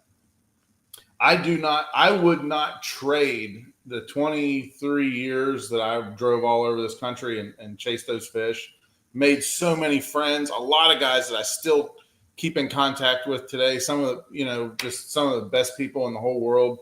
I wouldn't trade it for anything, but dude, I wouldn't go back. Like the number that an advertising partner would have to pay me to go back right now. And not because I'm a wealthy guy. I'm just making a living. Making a good living. The number would have to be so astronomically high that anybody would have to do it, because I just don't want to. Like I wouldn't trade those 22 years for anything. I don't want to be raced. I would never go back and do it any different. But I don't want to go back at all. Times have changed. It was a title I sent you. It was like, I thought about the title I sent you about this video. Was like, it's a different era of fishing, or whatever I said, right? Because I thought that about me and you, that like we've kind of chosen paths, and a lot of people wouldn't. It's not that they wouldn't. I don't think not that they can't go do this, but they don't know. Maybe I'm not even saying know how to, but it's just not an option, and so they're kind of just stuck in there. Like, well, I have to go fish one of these tours, and I'm like, they don't look at it like we have an option not to. And I'm not making some crazy amount of money or anything like that. What I'm saying is though that like, I don't know if the money would change that much either way, but I know it doesn't look as much fun as it used to. No, it's not. And we're definitely, we're getting older too, but one of the things that I like about doing what I do now is I get to choose. Now, don't get me wrong. I got to set up camera guys and camera boat drivers and all this kind of stuff. But I get to set my own schedule. Michael Malone or Chris Hoover or whoever else is not setting the schedule telling me where I got to go fish. I'm calling buddies up all around the country. Hey, what's going on? You're crushing them? Really? Are you going to be home next week? Are they still going to be biting? Yeah. Let me see if I can get some camera guys, and which you need a phone call. When we go. You're not that far away from me. No, absolutely not. You know what I mean? But that's what I do. I get to go. I only go fish the cool places now. I don't have to go fish stupid places. You don't have to go fish Washita in August. Right. Or some river in the spring when it's flooded and it's going to suck. No, we don't. JT, tell them how bad it is when you're at home in Florida and you leave. Because I figured out not to do this ever again, right? Don't go to one of your lakes 2 days before you leave to a big tournament. And you're like looking around and like either like looking at them and catching freaking 5 to 8 pounders or flipping them up or doing whatever. And then you're getting bit like, every 10 minutes. And then you go like halfway across the country to where like, man, I got 6 bites today. Yeah. And that was good. And you're like, why did I just leave this to go do this? It's the worst. No, I know. And like I said, I wouldn't trade doing that for 23 years. It's a huge part of my life, and I'm happy that it happened. But I wouldn't go back. Like I said, now I fish. I go to places I want to go to. Like I pick out like these destination places I've always heard of. Like I've always heard of this lake. Well, we just set it up and we go, you know. And the one thing about doing the TV production that I'm doing, I learned from a lot of guys that have done it for a long time. So I learned how to streamline it pretty good to where it doesn't cost nearly as much as it used to. Technology's better. The cameras that you have to use and the sound equipment and all that stuff is actually better and cheaper than it used to be. And you know, I had a lot of help, you know, when I started getting into this kind of stuff, but it's still like I'm making it out to be like this TV thing is super easy, and it's not super easy. I just like getting to set up where I go and all that kind of stuff. But you know, one of the things, like, you know, sometimes like you really are still putting up an entry fee even for the TV show, because you got a lot of overhead. You know, you got your time buys and you got your production costs, and you know, you get a camera boat driver and 2 camera guys and a drone and all this stuff. And say you don't get it shot on one day. Well, you think, well, you just got to stay another day. So I got to pay all those guys another day rate. I have to buy all more hotel rooms. I have to pay for all their meals. Well, here's the inevitable thing. One of those guys, they can't stay because they're working. They've already scheduled another shoot with somebody else. Right. You know, and it might not be another fishing show. It might be filming a soccer game or something. You know what I mean? Yeah. Like, but they're all independent contractors too. So you were like, well, no, I only scheduled you for one day. So I've had this fall, I've had 3 television shows that we shot that took 3 days apiece. And so your profit money and like, just so the audience at home kind of knows how those deals work, you go out and you talk these people into being an advertising partner. You say, hey, you know, I can, you know, get your name out there, show your baits off, show your boat off, show your motor off, show your GMC truck off, you know, whatever. And you're going to pay me something to get your name out there and your product seen. So you pull all that, you know, all that money up, which most of them don't pay you till after it's already aired anyway. So basically you have to front a lot of that, you know, expense yourself to pay for all the travel and the camera guys and all that, and the time buy. And then you hope that all those expenses are less than the total number of advertising dollars that you got. And whatever's left over, this pile's this big, hopefully this pile's this big, that little bit left over right here, that's your profit money for the year. Well, of course, Uncle Sam's going to take some of it too. But that's how all that stuff works. Like, people that think that Sportsman's Channel pays me to be on. No, I pay Sportsman's Channel to play my show. Right. That's what most people don't. Yeah, most people are just bombarded. They're like, you pay the network? Oh, well, yeah. I learned a lot of, so Andrew Upshaw does Let's Fish TV. Yeah, I've seen it. And I usually do, I think I did like 3 shows for him this year. And so he's kind of filled me in on, like, I don't go detailed into him, but like I kind of knew that, like, he started telling me about stuff like that. I'm like, oh, that's crazy. But yeah, like, cause I'm always, so like, it's nothing for me. He's like, you want to go film something? And I'm like, all right, yeah, whatever. Like, okay, I'll go do one. And so, and a lot of times and his is like, or we don't go, like, I've never filmed one on Rayburn. Like, we just pick lakes. I'm like, hey, a lot of times, like, I'm practicing on another lake for a tournament and I do good in the tournament or something. I'm like, let's just go back up there. So we did a tournament on Fork, and I've never fished. I fished Fork like once, maybe fished Fork 4 times in my life. So me and it was sight fishing. Me and Russell went up there. We thought we had one over. It was like an 8.5, 9 pounder. We missed it by like that much. And that sucks. So we had to go around catching all these small ones, but we marked like 50 big ones in practice, like 4 and 5, 6 pounders. Yeah. You just because, like, and I was like, hey, I think I'm gonna do that TV show after this event, Russell. Like, mark those fish because they're worthless, right? In the tournament. Yeah. Because we weren't allowed. It's right. It had to be like y'all where they can weigh them. We had to bring them in. So the next day we get out there and I'm like, I'm like, there's one or two over there. I don't know how many times we were fishing for like an under 16 incher. And I'm flipping because I knew like we had marked everything. And so there'd be like a 4-pounder over there. And I'm like, Russell's like trying to catch the 16, 15 and a half incher. And I'm over there flipping over there. I'm like, got her. I got a 4-pounder on. And it's swimming off. I shake it off. I flip back over there. And it's like, got her again. Because we were so mad at the event anyways. Right. And so like shows the next day, I'm like, hey, get your drone ready. Get all that stuff ready because watch this. I just flip over there. I'm like, you ready? All right, cool. Catch 4-pounder. And so awesome. I smashed them. And it's like 12 o'clock in the afternoon. We got out there at like 8:39. The whole show's done. And I'm like, hey, man, we can I can go find like an 8 to 10. Like, let's do, or set, like a couple more big ones. He's like, dude, you already got like 2 6s and like all the rest are 4s. And I'm like, yeah, I know.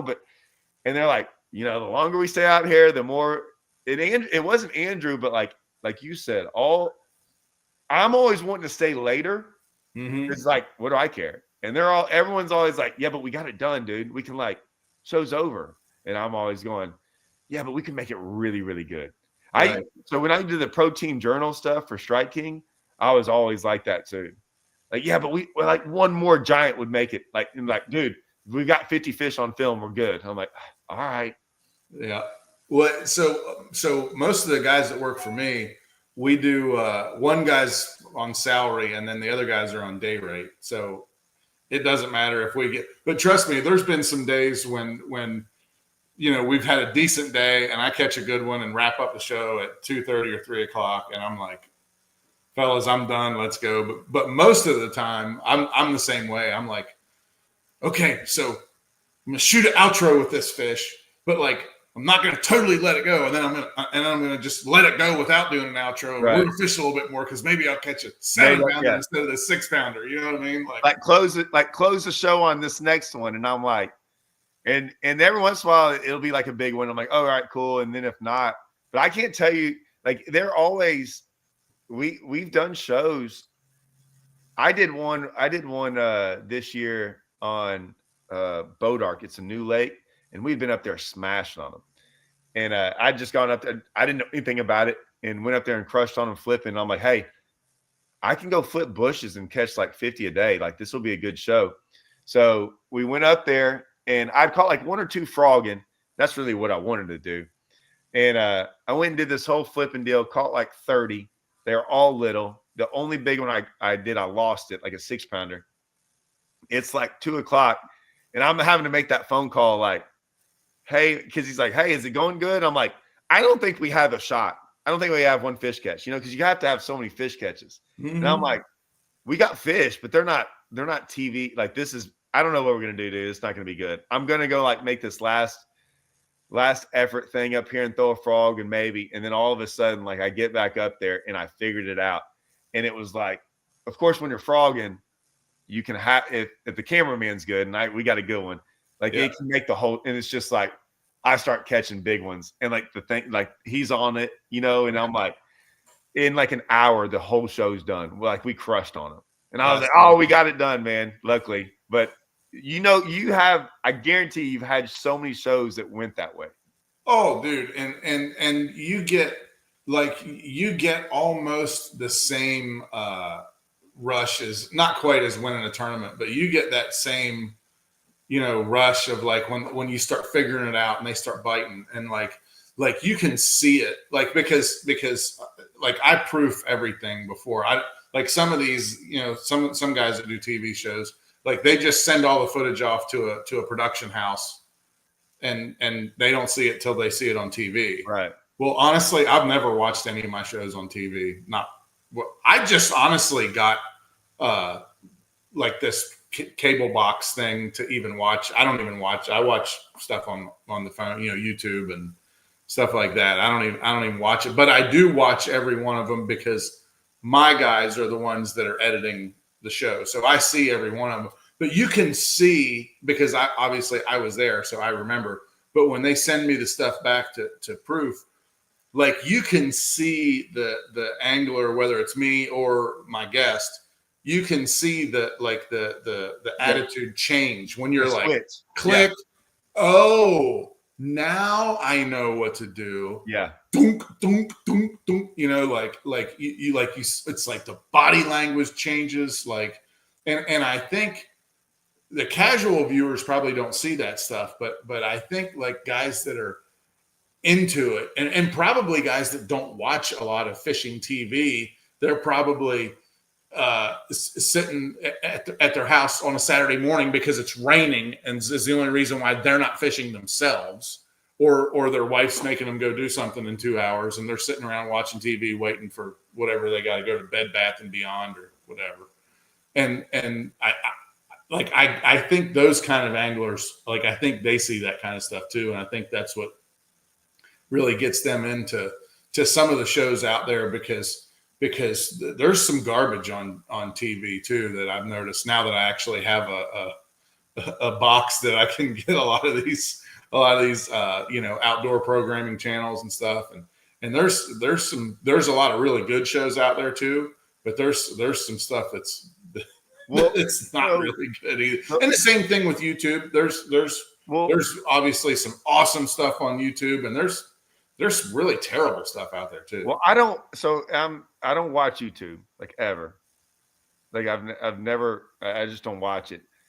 I guess it's like one of those things, like you don't watch yourself. Like I do YouTube. I don't have, if I sit down in front of a computer, which is a lot, it's editing. Like I'm editing, right. and I'm trying to edit.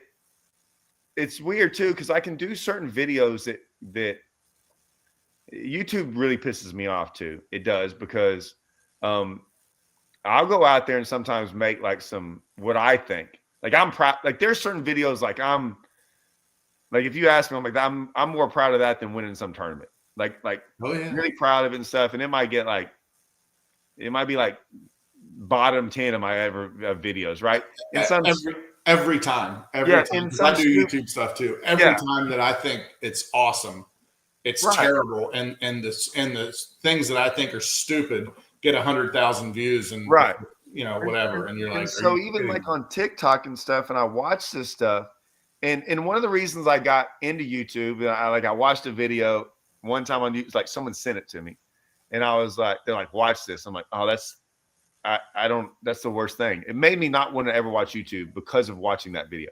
And so I was like, people watch that and they're like, that had like 600,000 views. And I go, I'm like, okay, well, so that's not, I don't understand that. And so even today, even like on TikTok or any of this stuff, I'll watch stuff and I'm not being mean. I'm just going to like, look at this reel, and they throw it out there and they do something. And I'm like, what? And it's 147,000 likes. And I'm like, what? And I'm like, it was just I don't know.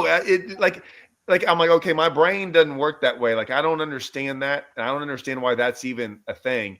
So I think what it is we look at it, and I'm not trying to make you and I sound like we're cool and we know it all or whatever, but we're how do I say? I know it's going to come off bad, JT. I already know what you're going to say, but I feel the same way. Like, I don't know. I don't want to say this without sounding like an asshole, but it doesn't matter, because like we're in our knowledge level of this sport's at an advanced stage, and we think like, and most of the people we like, so's Cecil, and so like the people that you run with, like they're very incredibly knowledgeable about fishing. And most of my buddies are the guys that I run with are for the most part, not everybody, but are very knowledgeable about fishing. So we talk about some advanced things compared to the very casual. That's what we're interested in. Correct. The little nuances of everything over the very casual viewer. And let me lean a little more into this. And it's just my opinion. It can be wrong, whatever.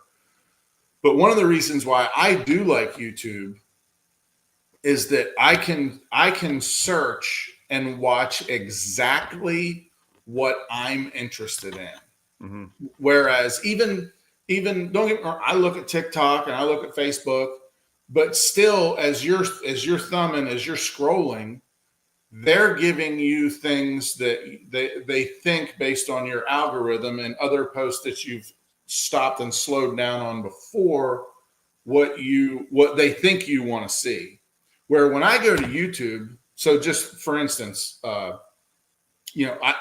really like don't get me wrong, I love bass fishing. It's everything, but I'm really into saltwater fishing too. I live a mile from the boat ramp. I've got a big offshore boat. Really into saltwater fishing. Right now, it's around here. It's swordfish season. The swordfish are here. I love sword fishing. I love killing something that could kill me back. Like, it's really awesome. But I can go on YouTube and look at sword fishing videos and how to tie a swordfish wind on with this new style Dacron instead of the old kind, and it'll be on there. Like, I can search exactly what I want. But 3 months from now, I'm not going to give a damn about a swordfish because the tuna are going to be here. So I'm going to be on YouTube. What's the newest tuna stuff? What's the best radar settings on a Simrad radar when it's cloudy instead of sunny? So there might be a guy in Colorado talking about cutthroat trout. That's the same thing. He can go look at everything cutthroat trout. And that's one of the reasons why I like YouTube, because I can go look at exactly what I want to look at. Well, so I'm going to say two things about this. One, I'm going to piss a lot of people off, but that's okay. I do it all the time. Yeah. So I don't watch any bass fishing stuff. Like you said, this will sound conceited because I don't really think I'll learn anything from it. Mm-hmm. So even though where I live, a lot of, like, everyone used to think I was this guy that flipped on Rayburn, right? I've never won a tournament flipping on Rayburn in my life. Never even came close. I probably can go 3 or 4 years without ever flipping on Rayburn. And when I say flipping a bush, flipping grass. I did flip grass last year. But I usually don't do it. Like I said, and the reason I don't do it is that when I got to Rayburn and there was all this grass everywhere, I had to go up against guys like Dickie Newberry and Russell Cecil. And I can just go on and on about these guys that knew how to flip grass, that have been doing it for 15 years and were so much better at it than me. And I'm like, I looked at them like, I can't compete with those guys. I'll never win. They know more spots. They understand the grass. I came from Livingston, didn't have a blade of grass. And I was like, so I got to go figure something else out. And in the first one of the tournaments in the summertime, and luckily this is kind of one of those deals, everyone's flipping around me and I was throwing a swim bait.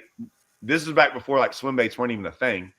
Yeah. And I'm throwing this swim bait and we crushed them. Like, we should, dude, if my fishing partner hadn't lost one over 10, we won by like 6 pounds. We should have won by like 15.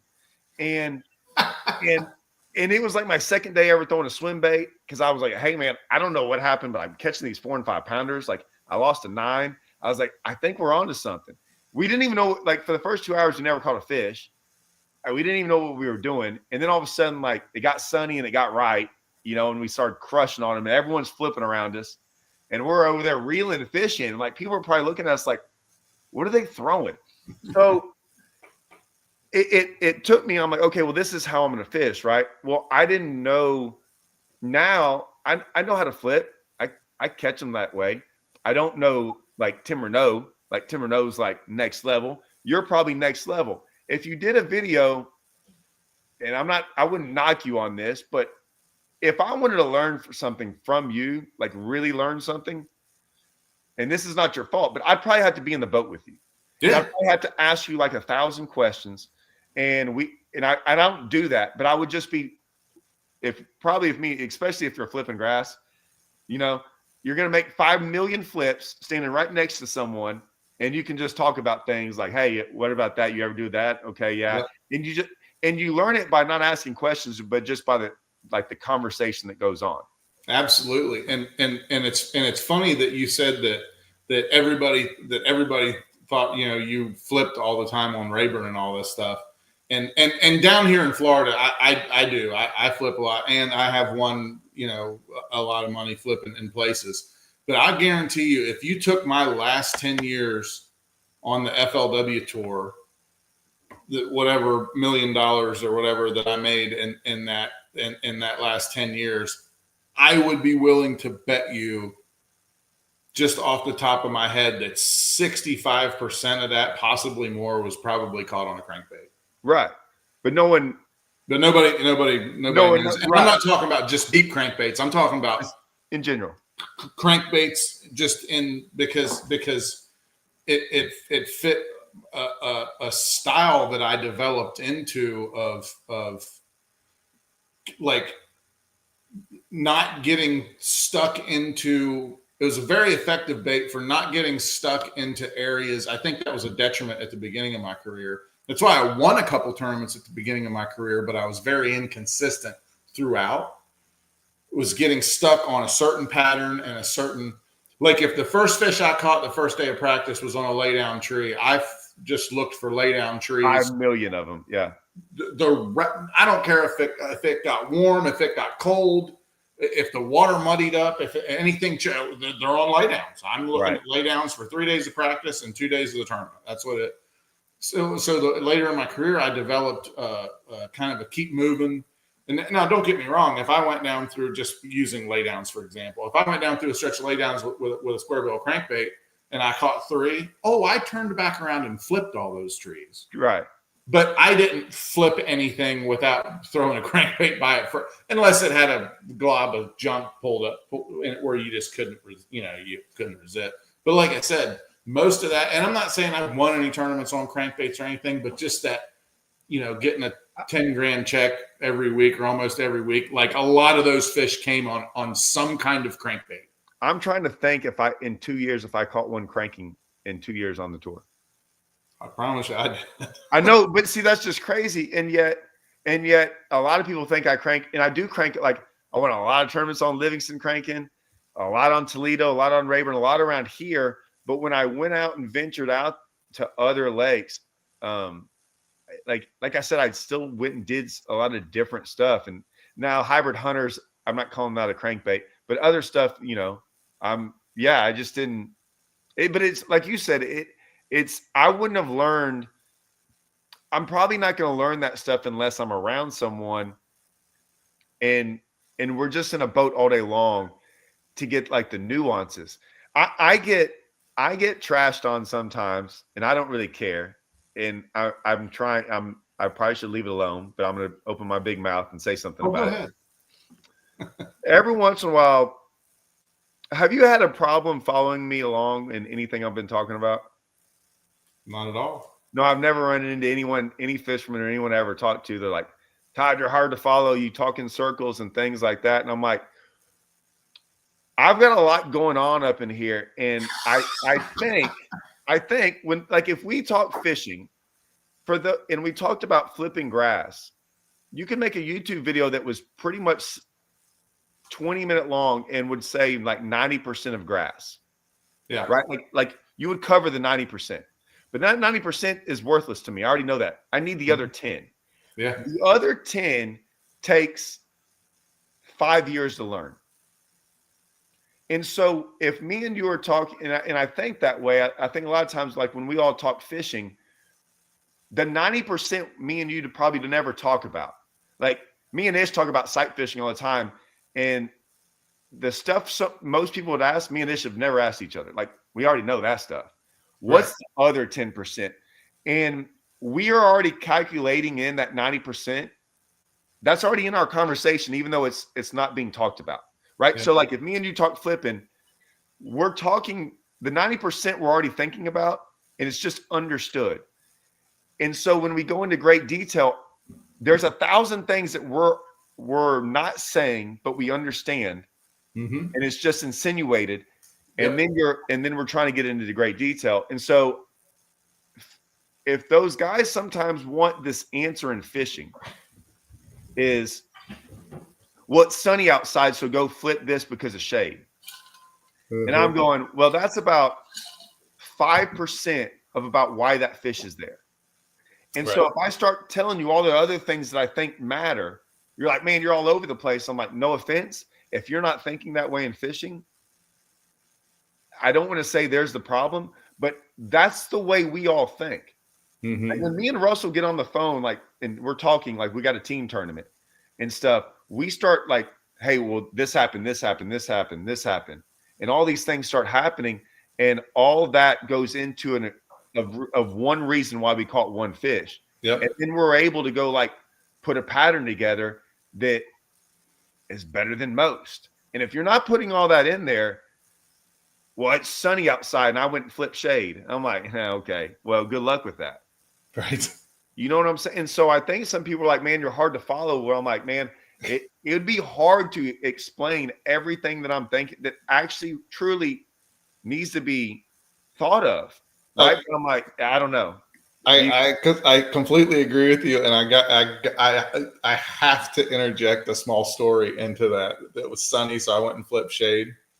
I don't even want to go down this rabbit hole too far, but the where I grew up in Maryland, the lake is primarily a dock lake, but you catch them other ways too. You flip grass and do all this stuff, but it's got lots of docks on it.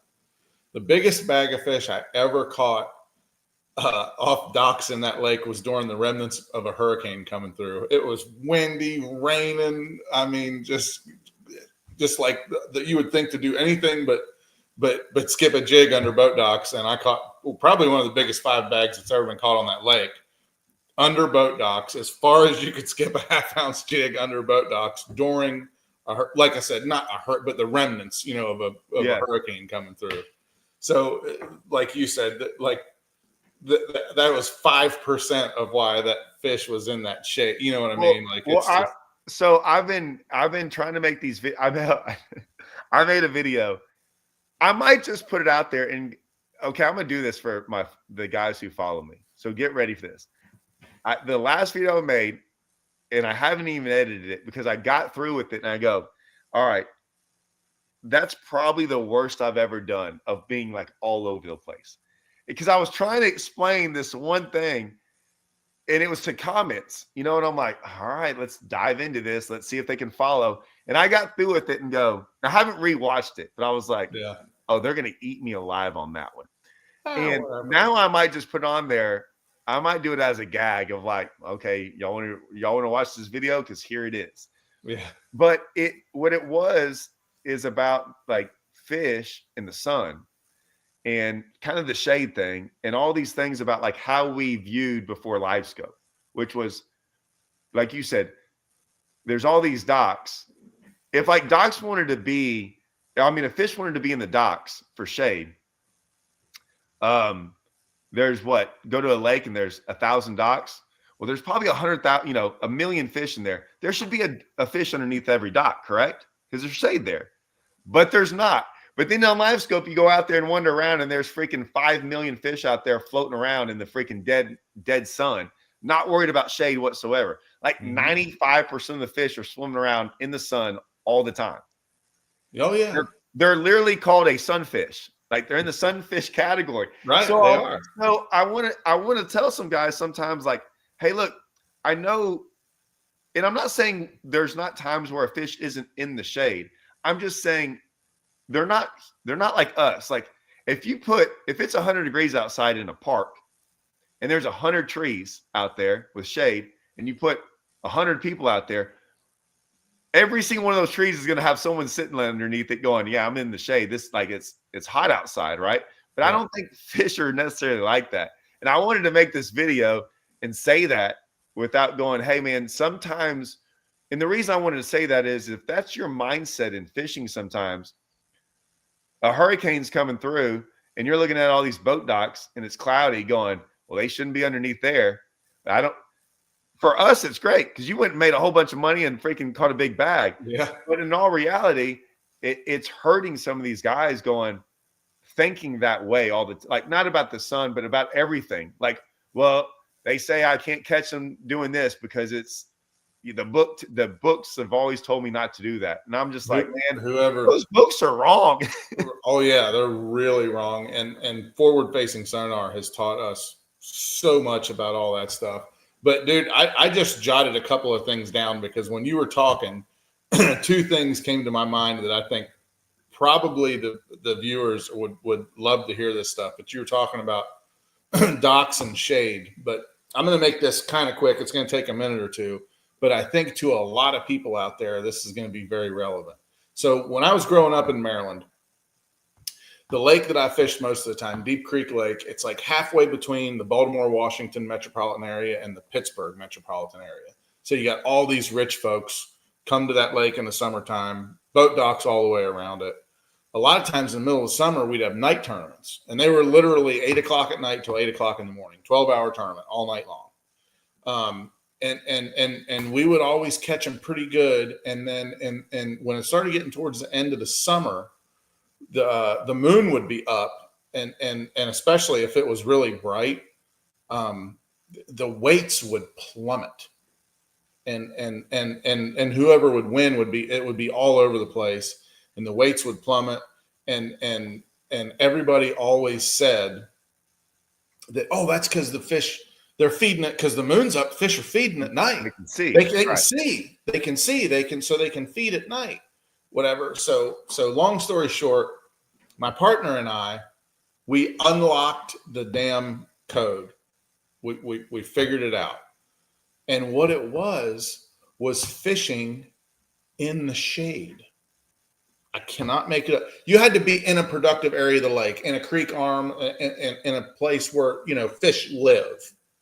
But you had to wait for the shade of a group of trees, or the shade of some cabins, or the shade of a hillside to get out over that area of the lake. And then you could go right in there and just start whacking on them. And once we figured out, you're not talking about at night. At night, but the shade of the moon. The moon? The shade of the moon. So the fish wanted to be out of that moonlight. They wanted to be in the dark. So this whole facade of the fishing sucks when the moon's full. That's like me. I want it dark when I sleep. Is because they eat in the dark. They don't want to be out there in that moonlight. The prey can probably see them just as good as they can see the prey. I don't know what it is, but every time I hear it so often, as people say, well, they don't bite very good when the moon's full during the day because they feed all night because they can see. And I'm like, I actually have 100% data in my mind because I lived it for like 4 years. We kicked those guys' asses. It got to the point they thought we were cheating. One of the tournament directors actually rode with us for like half the night and watched us. And he was like, "You can take me back to the dock. You're not cheating." Well, I've got like 10% left on this battery. I'll say this. And a guy called me up the other day, like 2 days ago, and asked me about, like, he was going to get a fish tank and put a bass in there.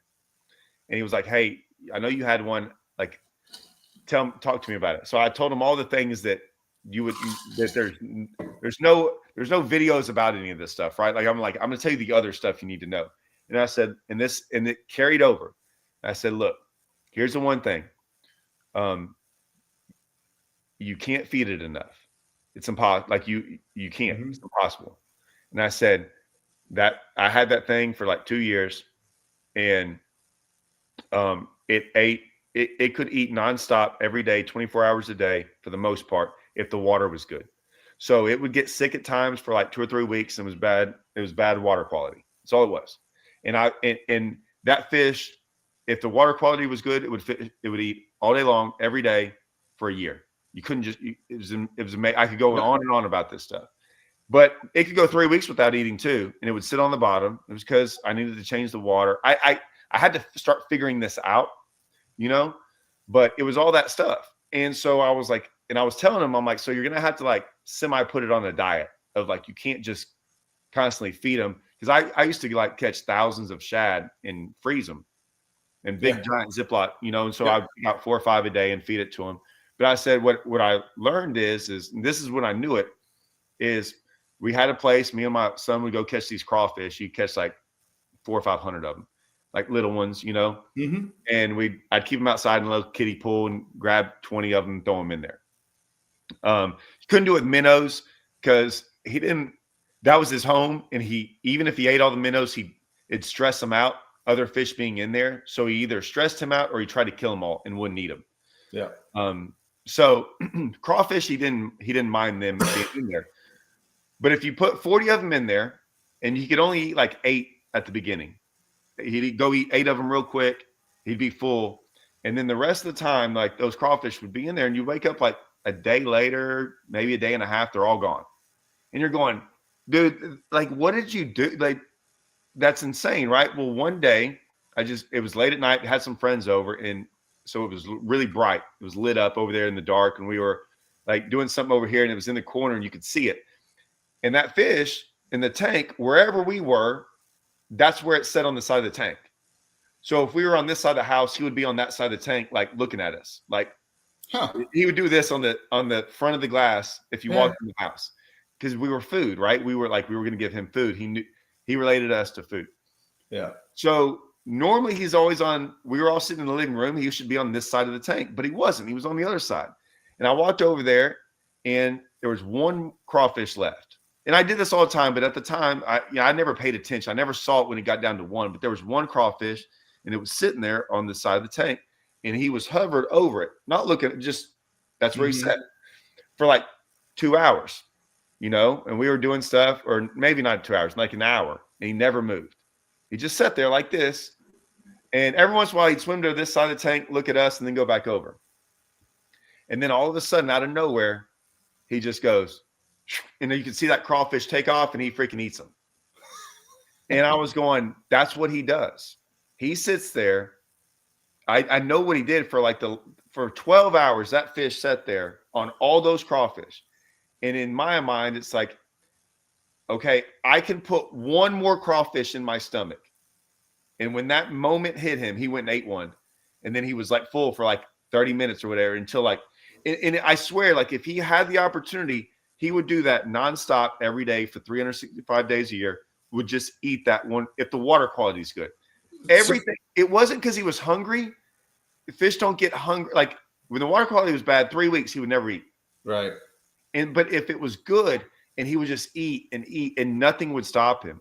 And so when you see these lakes that are really good, like OHI and these lakes that are popping off, it's because I'm like, oh, this is easy now. It's water quality.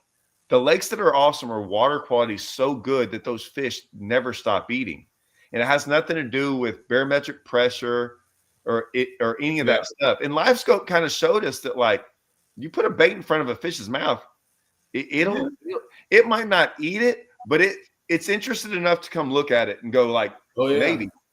And so I find all that stuff, like all that stuff we used to think about, oh, they're feeding at night or I'm sorry. I don't believe in it too much because I don't believe in it either.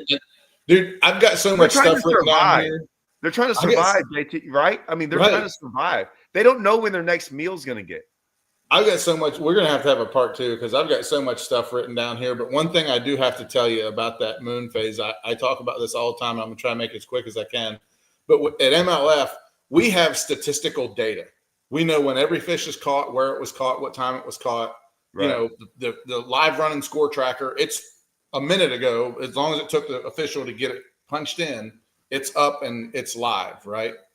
There's times throughout the day, there's usually 2 times throughout the 8 hours that those guys are out there when the whole lake just pops off for like an hour and a half. Weird. And it is 100% does not overlap with the moon, the major and minor feeding times of the moon. But there's no doubt at 2 points during that 8 hour period, the guys are catching, because we have a score tracker. Every boat has a score tracker. So just say the first 2 hours, the guys catch 27 fish an hour.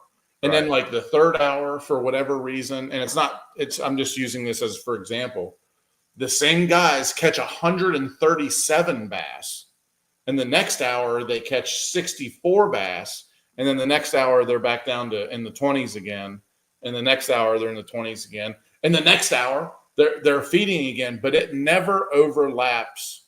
I tried to make that moon thing work. Like I really did. It doesn't. I don't pay attention to 100% doesn't. The only thing I will admit is that it might have something to do with the gravitational effects of the moon, but however the Farmer's Almanac or whoever makes those feeding times their formula is skewed. It doesn't work by that formula. 100%. I got a little bit left time. So I mean, dude, more than welcome. Like anytime. So like, let's set this up again. Yeah, no, dude, I'm down. I had a great time. It's awesome. Like All I right, said, I'm gonna have to put this piece of paper up because I've got like 4 more notes here that like would have fit into our conversation of stuff to talk about. So I'll just like file that over here and just wait till we do it again. All right. Hey, stay on just a minute. I'll hold on just a second. Yeah, no worries.